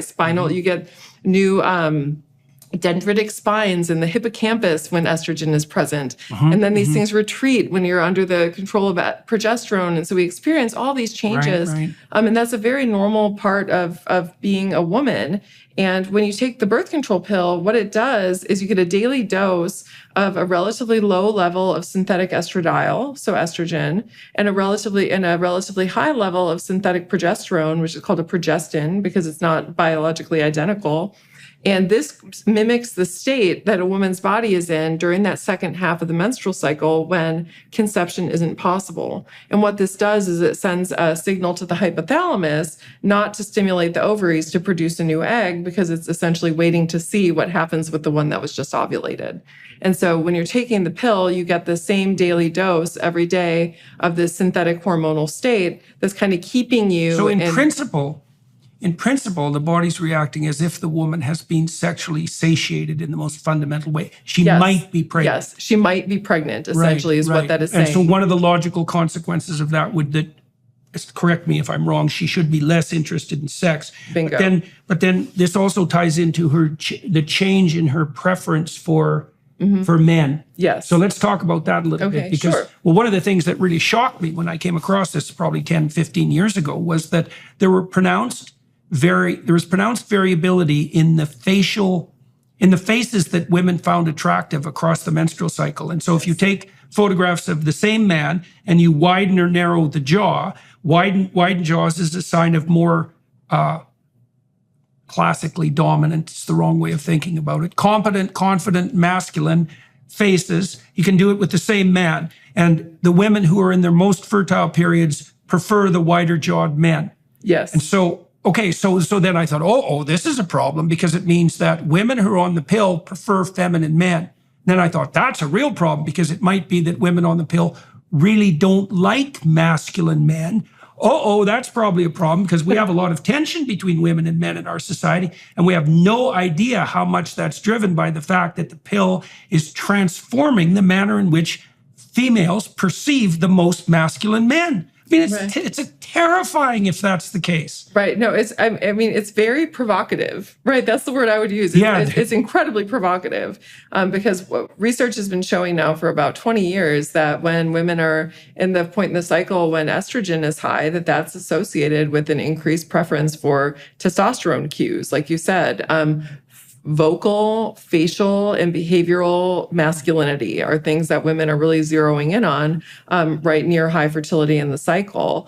And this, of course, begs the question, well, then what happens if a woman is on hormonal birth control and is never in the estrogen dominant phase of her cycle? Then what happens? And researchers have since asked that question. And what they tend to find is that women who are on hormonal birth control desire a somewhat less masculine male face and male voice. And there's been some research even showing that if women chose their partners when they're on hormonal birth control and then discontinue it, that this can lead to changes in how they perceive and how attracted they are to their partner. Yeah, I read that, tell me if this is right, that if they picked an attractive partner, when they're off the pill, they find them even more attractive. But if they picked a less desirable partner, when they're off the pill, they find them even less desirable. Bingo. So it seems to, so that's Bingo. right. It magnifies the consequence of their choices. Yeah, it's like all of a sudden the blinders were off. And so now they can, if they chose somebody who that they found attractive and because they weren't really paying that much attention to that or weren't prioritizing that when they were on the pill, all of a sudden the blinders are off. They see it, they love it, they're attracted to it, their relationship satisfaction goes up, their sexual desire in the relationship goes up. And if the opposite happens, it's the opposite. And we just... So do women on the pill pick friends as mates? Interesting. I've never seen a study looking at that, but I mean, it wouldn't be a far stretch to make that prediction just because it does seem like women who are choosing their partners on the pill, if there's a pattern that's found, the pattern is that women are generally zeroing in on qualities that have less to do with sexiness and sexual desire and masculinity, and more zeroing in on things like safety and is this nurturance, companionship. Yeah, exactly. And so you can see that women have a very, very difficult choice to make, right? Because they want to pick a guy who can win a competition with other guys. Mm-hmm. They want to pick a guy who can keep the psychopaths at bay. Mm-hmm. They want to pick a guy who's productive. Mm-hmm. But they also need to pick someone who's generous and capable of forming responsible relationships. Well, talk about a play of opposites. And you could imagine that any shift in hormonal balance is going to skew that in one direction or another. Right. Yeah. So, I mean, for partner choice, I always tell my women in my class and also the men, the few men that are in my class, because it's a university and it's all women now. But what I tell them is it's all about making trade-offs, right? And sort of which side of the, table you're stacking your coins. Are you stacking your coins more on the sort of sexiness, keeping the psychopaths at bay, kind of masculinity types of qualities? Or are you stacking your chips all the way over here of good caregiver, provider, going to help, with the children? Are you putting them more toward the middle? Everybody makes a trade-off. And essentially what we do, what our hormones do, is they kind of nudge where we put our stack. And what we can see when this happens en masse is you can see en masse changes in partner preferences potentially, which is, as noted, pretty provocative. Well, we have no idea what the political consequences of that are. Right. Because you could also imagine, this is like the worst case scenario, imagine that there's a distribution of women who are affected by hormonal transformation. Mm-hmm. And some women are relatively unaffected, and some women are tremendously affected. Right. Well, you could imagine that the tremendously affected women would have more impetus to engage politically, right? So So imagine that there's a subset of women for whom the birth control pill makes masculine men particularly undesirable. Right. Now imagine that transforms itself into political motivation. Because it might. Not saying we know this. We don't know it because we don't know anything about the relationship between hormonal transformation and political activism. But the probability that there's no relationship is zero. Right. So we've thrown this new monkey wrench into the works in 1960 that's transformed the relationship between men and women. And we have no idea. We really have no idea what the consequences of that are. No, I was just talking to my class about this because I think it's really fascinating because I think culturally we've been feeling the tensions that are created by this for a very long time now. And again, I'm somebody, I feel very much like I benefited from the pill. I was on it for a decade. It was a great time in my life to be on it. It didn't cause me any problems that I'm aware of. I got to have my kids when I wanted to, got to invest and so on and so forth. But at the same time, having women have the opportunity to invest really heavily in their careers essentially sets up these expectations where women are supposed to be both women and men. Yeah, right. And so women now, it's like, because it's not either or. It's not like, oh, are you going to go to work or are you going to stay home and take care of your kids? It's like, no, I'm doing both things. Yeah. And so we've set up this expectation where women are supposed to be women and men. And I think women's mental health is suffering hugely as a consequence of this. I think it's been very hard for women trying to balance everything and with the expectation that they're supposed to be doing all of it. Yeah. But it also begs the question of what's left over for the men. Well, and this is what I think is really interesting. So this was the revelation I just had a couple days ago. I actually had it when I was teaching, and I told my students about it. And I'm like, I think I'm onto something with this. But testosterone levels are an absolute nadir right now. I mean, they're at an all-time low, and there's a lot of reasons. Could that be a consequence of excess masturbation? Just out of curiosity? I don't think so, no. You don't? No, okay, no, why no. not? Because I thought masturbating, it matches the increase in pornography use. Yeah, no, I completely, yes. And that goes on concurrently, but testosterone no, you don't levels, think so. No, because usually when men are seeing a lot of attractive women, it makes their testosterone increase. And then that's not something that takes a major hit after masturbation. Okay. So you think that's been put to rest. All right, so testosterone levels are the low. Testosterone levels are super low. And, and there's a lot of reasons for this. We know there's a lot of xenoestrogens in the water, and that might be messing with their hormones. And men are heavier than they used to be, and fat aromatizes testosterone and turns it into estrogen, which also lowers men's testosterone levels. Another advantage of an all-carb diet. Yeah, but so here's another interesting thing, and I don't know if you know about this research, but it's really fascinating. So, culturally, we tend to think about testosterone as being this thing that is always good to have super high, right? We think it's masculinity and virility and protection, and but testosterone is, among other things, it's a hormone of mating effort, right? It's like effort that you're directing toward winning and doing things that are going to attract partners. It also, it's linked with men's interest in extra pair partners and all of these other types of sort of counterproductive behaviors within the context of a long-term pair bond.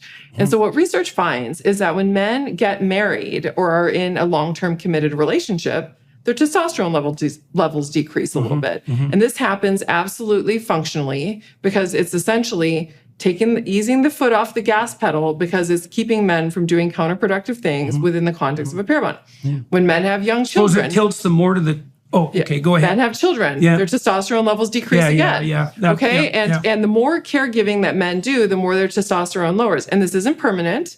Right? This is a shift that men's bodies make in response to the environmental cues that's very adaptive and makes a whole lot of sense with our hunter-gatherer they history. shouldn't be sexually attracted to the children, for example. Yeah, well, exactly. They shouldn't be attracted to the children. And they also, if you've got young children at home who survival is dependent on you, you need to keep your eye on the ball and not on the next door neighbor. Right. And be raising your children. And so I started to think about this, and I was thinking about this idea that, women are being expected to be both women and men. Men are being expected to be both men and women because men are now doing more household work and more childcare than they ever have before.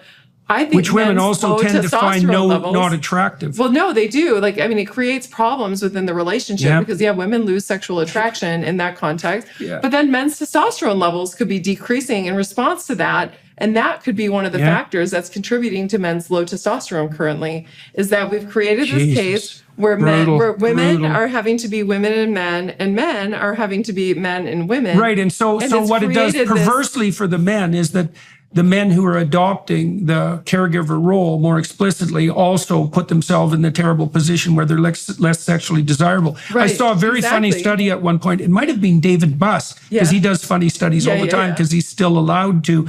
I think what they showed university-age women, the same men, engaging in male stereotyped activities and female stereotyped activities, like vacuuming, for example. Right. God only knows why that's female stereotype, but has something to do with nesting, I suppose. And reliably, the women rated the men who were engaged in the more feminine activities as less sexually attractive. Right. Yeah, no, absolutely. God. I mean, that is such a, it creates this cruel bind. But I also think, it's funny. I teach a class called Evolution, Sex, and the Brain. And we ask big questions. So this is a class I really enjoy teaching because they encourage us to ask difficult questions that nobody really knows the answers to. And one of the questions I always ask them is about seduction. Because seduction is such an important part of women's sexuality. The idea of a man who has some sort of status and dominance, sort of being masculine, and women find that attractive and they find that sexual, that's sexually arousing. And there's this whole literature about the idea of like one of the things that men do is sort of awaken women's sexuality. Right. That's the kiss of the prince. Well, yeah. And so then the idea that now we're in this environment where we say that we can't do that, right? Yeah, right.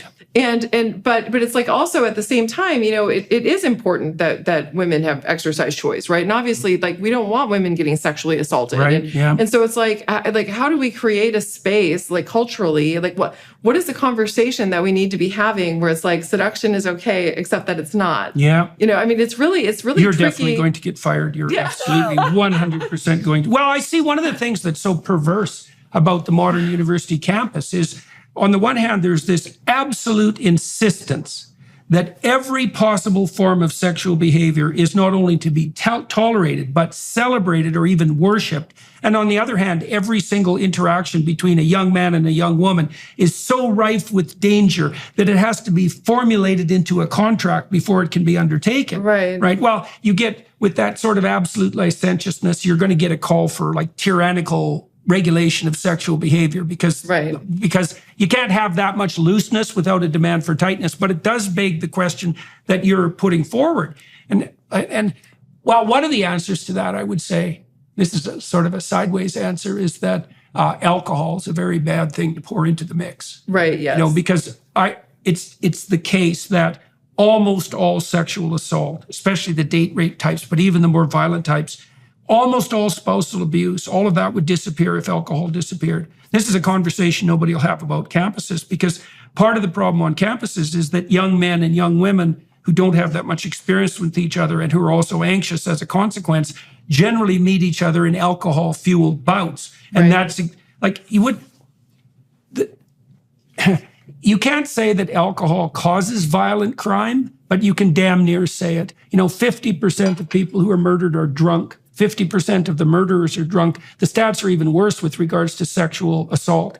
If without alcohol, without alcohol, it would almost never happen. So that's something that could be started as a topic of reasonable discussion on university campuses. Like, are there places where young men and young women can congregate and meet that aren't fueled by alcohol-induced stupidity and recklessness? Right. Now it's complicated because part of the reason that people drink is so that they can engage in alcohol-fueled stupidity. Right. Because it's fun. And one of the problems with the pill is that it actually allows that to occur without it being utterly catastrophic. Now, it's catastrophic in that the rate of sexual assault skyrockets, and that's, not trivial, but... Right. Yeah.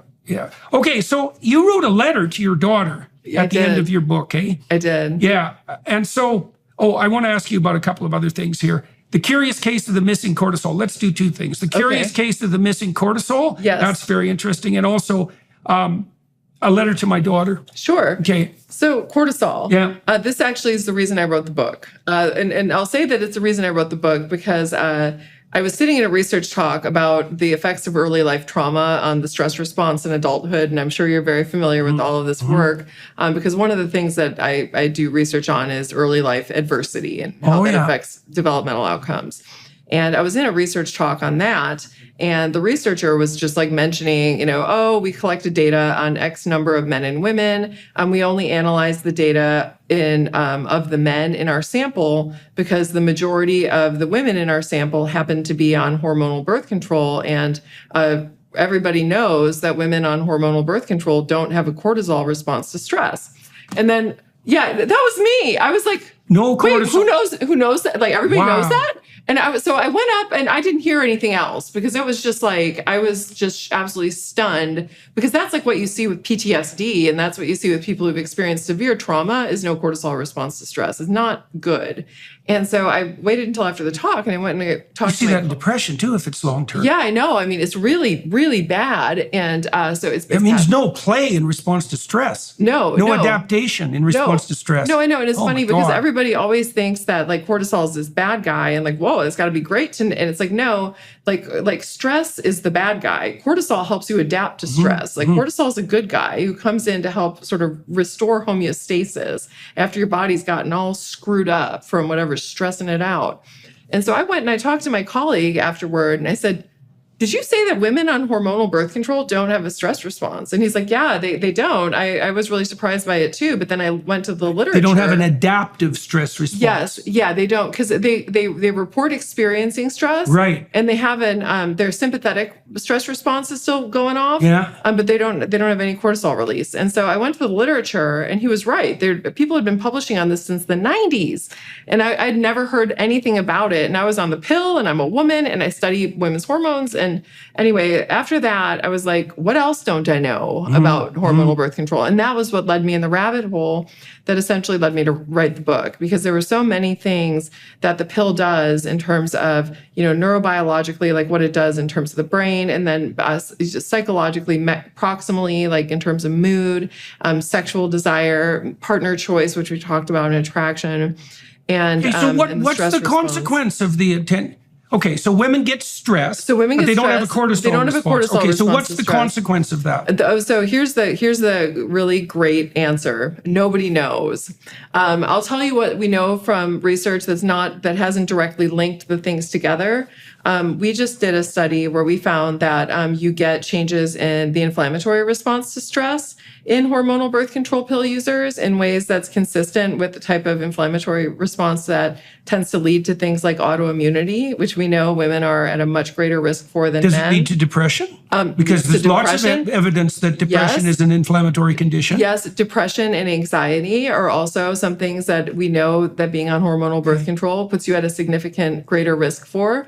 And all of these things are what you would expect in the case when you have a blunted cortisol response to stress. So Because what when does the normal cortisol response do if you're stressed? Right. So normally, if you and I are if I'm being filmed, let's say, to be on a podcast a lot of people listen to, what would generally start happening about 5 minutes after I arrived here is my cortisol would start to increase. And it's doing this because it knows that I am in a high pressure situation, right? It could be high pressure good or high pressure bad, because stress is something that we get when we're being chased by a pack of hungry wolverines. But it's also something that we get on like our wedding day or Christmas morning for children is a time when cortisol is really high. Opportunity and threat. Opportunity and threat. So it's essentially flagging your brain, something important is happening. Right. So it should heighten attention. Heightened attention. So our brain is aware, it's on its game. We start creating new neurons in our hippocampus are being birthed in response to cortisol. That's because you should learn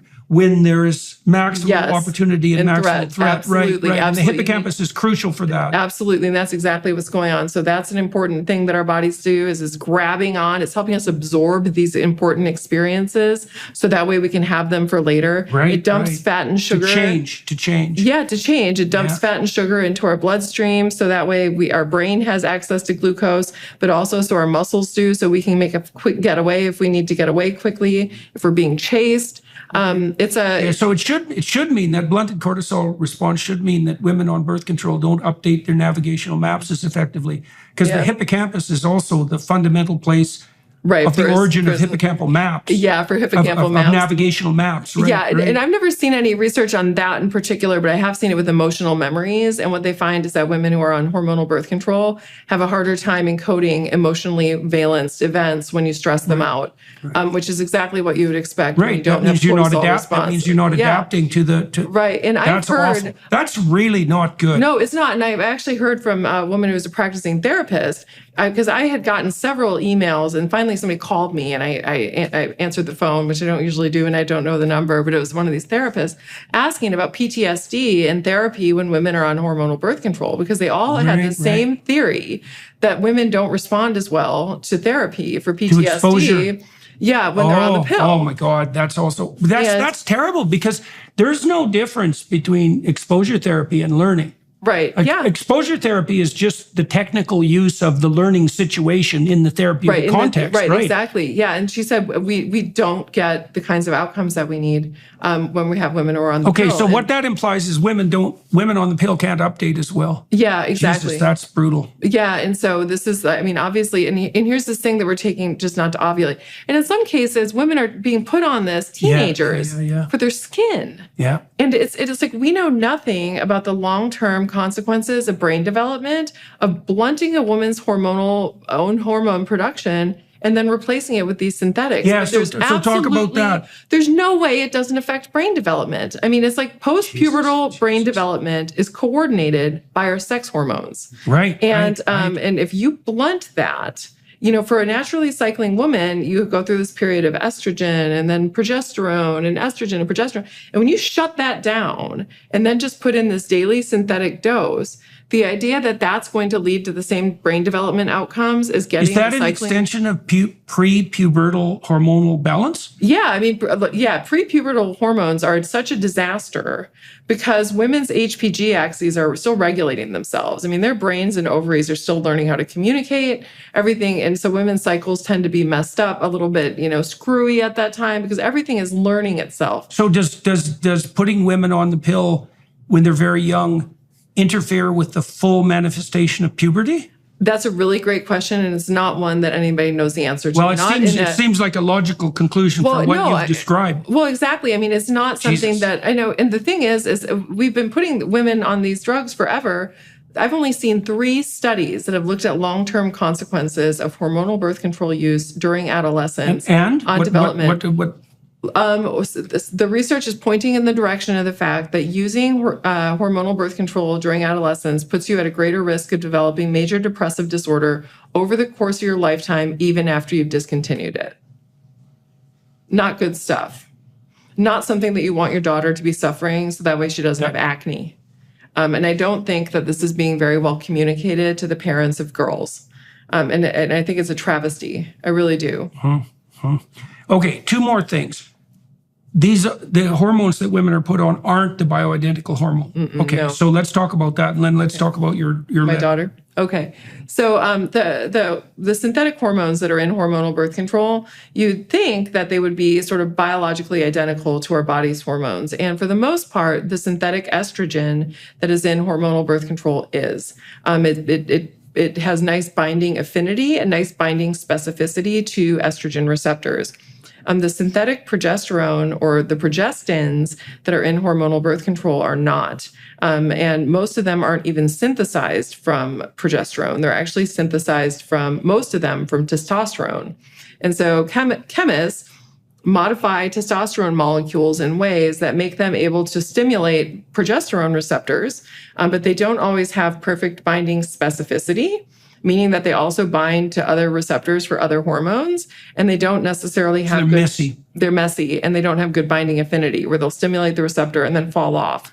And then what that means is you need higher dose of, is you need to take higher doses to make sure that you're getting enough progesterone which action. Increases the degree to which they're activating things they shouldn't be activating. Okay. Yeah, and that's actually reason to be the explanation for why women experience the blunted cortisol response in response to stress is that the progestins in hormonal birth control, some of them will stimulate glucocorticoid receptors, essentially making women's bodies believe that they're in a state of chronic stress. And so women's bodies are then shutting down the stress response. Depression is a consequence of being in constant stress. Well, absolutely. And when you look at the patterns, I mean, the thing about this is that when you look at it's all pointing in this direction where when you look at the risk of depression and even the suicide risk for women who are on hormonal birth control, especially in adolescence, so 19 and younger, is really high during the first 3 months of use. And think about it. This is when their glucocorticoid receptors are probably just being flooded with these non-specific progestins that are stimulating those, making their body think that it's World War II, and oh, that's just what you need at puberty. Well, I know. And so, because it's already World War II. Yeah, I know. And so they're feeling terrible until their body finally shuts down the stress response. And then you don't get any stress response to stress. But women actually end up feeling a little bit better because they're no longer, sort of psychologically being put into this state of trauma, like constant trauma. I think that it's crazy to me that this is the best we can do.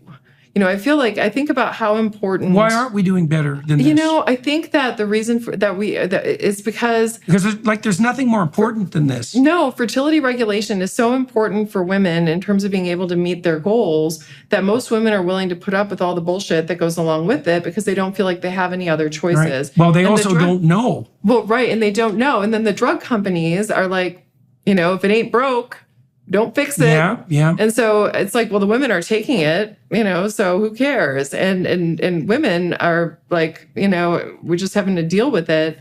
But we need men to do, too. I know, we need to do better. I mean, and I look at what they're doing now. They're investing in male birth control, but all that they're doing is shifting the problem that we have for women and shifting it onto men. Mm-hmm. So currently, what they're looking at, and you tell me how many men that would take this. Mm-hmm. They're looking at a gel that men rub on themselves that will lower their testosterone to such a degree that they'll no longer produce sperm. Oh, yeah. I mean, don't you think that's going to take off like gangbusters? Yeah, sure. Yes. Yeah. Anti-testosterone, that's going to be real popular. I was going to say, there's a bunch of guys in the room here lined up to take it. Yeah. I mean, and it's like nobody's going to, it's just a dumb idea. And it causes the same side effects in men that our hormonal birth control does in women because it's shutting down their sex hormones.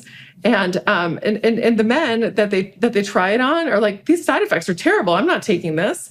And these are the side effects that we put up with because we don't have another choice. Mm-hmm. It's like, because we're the ones who have the baby if we end up with a slip up. Yeah. And so I really, my whole push with all of this is not that, the birth control pill is terrible and that it's, done all these awful things. I mean, it's a trade-off. And it's definitely going to have societal consequences that we haven't even begun to put our fingers on. But it's all about like educating yourself. What are the trade-offs that are being made when you go on hormonal birth control? And then also putting pressure on, people like drug makers and policymakers who are investing in companies that invest in drug companies and other types of technology to do something better, because we need to be able to do better. We need to be able to do better for women. You need to go to Washington and talk to the Republican Study Committee. I mean, seriously. Seriously, yes. You need to do that. Yeah, seriously. Yeah, I mean, we can do better for women. Mm-hmm. We can do better for men. We can do better for the people that love them. And so my last chapter in my book, The Letter to My Daughter, I wrote because I have a daughter. I have a 16-year-old daughter. And, one of the things that I've thought about just as soon as I was writing this book was, what does this mean for her? Would I recommend for her, if she's sexually active when she's especially a teenager, would I recommend for her to go on hormonal birth control, which I know works, right? And it's effective and it's easy to use and it's easy for a teenager to use, or would I tell her to use something else? And, ultimately my conclusion to that is that the answer to that question is going to be unique to every single woman. And so I included that chapter in the book because I wanted all women to hear what I will say to my daughter when we're having to make that decision in terms of what are some of the things that you need to think about. So that's how you made it personal. Right. Yeah. Because, this is a personal choice. And I think that it's really important that we think about, so for example, how old are you?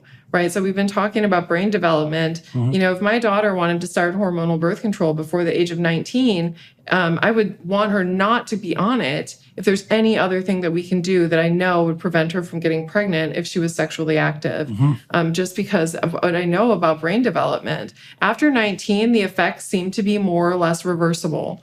Even if you go on it and something bad happens, if you discontinue it, no harm, no foul. Right. But before that So the earlier the onset, the worse. Earlier the onset, Yeah, well, that's also the case with sexual behavior. So the biggest correlate one of the biggest correlates of early sexual behavior is antisocial personality. So, and it goes back to that dark tetrad issue. Yeah. I can totally see that. Yeah, absolutely. So, and so, thinking about that, and then thinking about what are your life goals? Why do you want to be on it? Because some things, preventing pregnancy when especially if you're like a teen girl, for example, I mean, that's like the most important thing you can do, really, because, there's no bigger predictor of poverty for women than single motherhood. Nothing. Right, and especially when you're a young single mother, that's just like putting you on the wrong path in terms of like what your aspirational hopes are. And so, it's like considering where you are in your life, considering age, considering the product that you're on, and then sort of going through the different types of things that are out there, considering non-hormonal options and like what the costs and benefits of those things are. Well, we need to be mature enough as a society to actually have a serious conversation with young people about sexual behavior as such. Because one of the things, one of your chapters, I can't remember exactly the title, but is Why Didn't I Know This? Yeah. Right. Well, we're not very good in our sex education at schools of walking people through the dangers of short-term sexual mating strategies either. Right. Because you might say, well, I want to be on the pill, I'm 16, because I want to have casual sex, because that's really the issue. It's like, well, do you really want to have casual sex? It's like, what does that mean exactly? Right. What are you sacrificing of yourself? Who is that going to make you attracted to? Who are the males that are most likely to accept that invitation? Because we had this idea, and the pill produced this in large part, that we could divorce sex from its broader context, its broader relational context, let's say, its political and social context. And I don't think any of that's true. Right. And so for a comprehensive sex education, not only would people have to be educated in relationship to the sort of biological realities that you're describing, they'd also have to be educated in relationship to the psychological realities, the difference between short-term and long-term mating strategies, how that's associated with personality. It's very, very complicated. Yeah. And, I think that there's a lot of, especially in, because we tend to think about, high school students or college students and short-term sexual behavior. But a lot of the people seeking birth control are people who are in long-term relationships that are, just trying to not get pregnant in the context of their long-term committed relationship. And even just having honest, I love the idea of having honest conversations about, sexual development. Yeah, well, and then that sexual relationships. Those long-term relationships. Tell me what you think about this. My sense is that you get to try out about 4 people in your life, and that's it.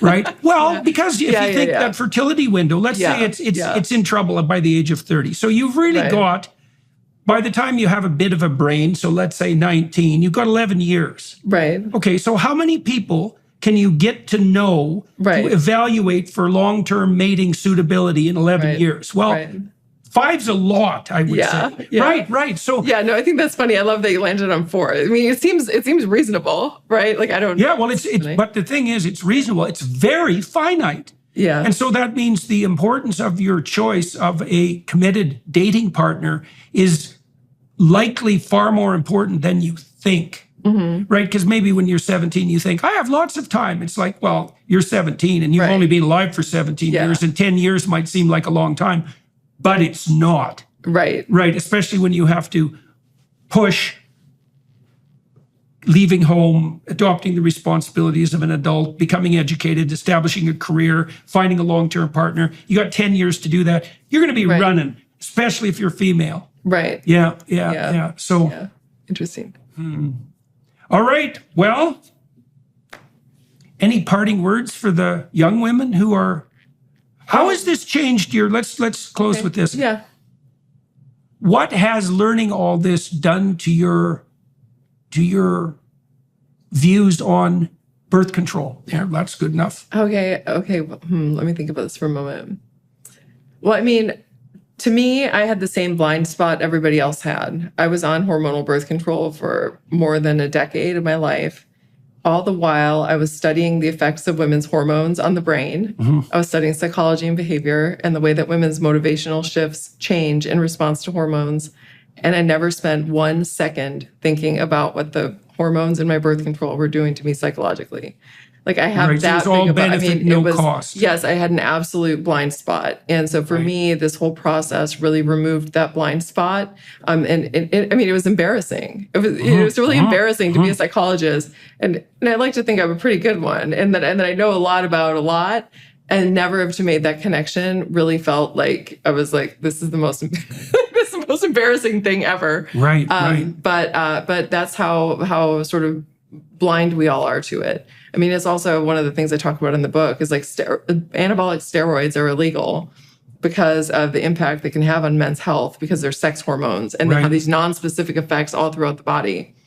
Hormonal birth control has all of these, non-specific effects throughout the body, and it's available over the counter. So, we've got some thinking to do. It's just total blind spot on the way that we treat these two things. And well, we've only had 3 or 4 generations to adapt to the biggest biological transformation in our species history. Yeah, no, I agree. Right? So I agree. We're in the early days of this, but it is insanely complicated and rife with unintended consequences, which you're doing a stellar job of pointing out. And hopefully that will help spark a conversation that's a bit more productive, mature, and focused on the fact that everything has a price. Everything has a price. Right. Thank you. You bet. Right. All right. To everyone watching and listening, thank you very much for your attention. To the Daily Wire people, plus people for facilitating this live conversation, which we're going to be doing a bunch of in the next couple of months. Thank you for the time and effort expended on that. I'm going to talk to Dr. Hill for another half an hour behind the Daily Wire Plus platform. And that's usually where I delve into more autobiographical issues. Very interested in how people's interests, how their calling makes itself manifest in their life, often from an early age. So we're going to find that out. These are very useful conversations to attend to if you're interested in, well, hearing from people who've had a stellar career and often done a good job of balancing that with their life, how they managed it, and you can't hear too much about that as far as I'm concerned. So thank you, everyone, for your attention. Talk to you soon.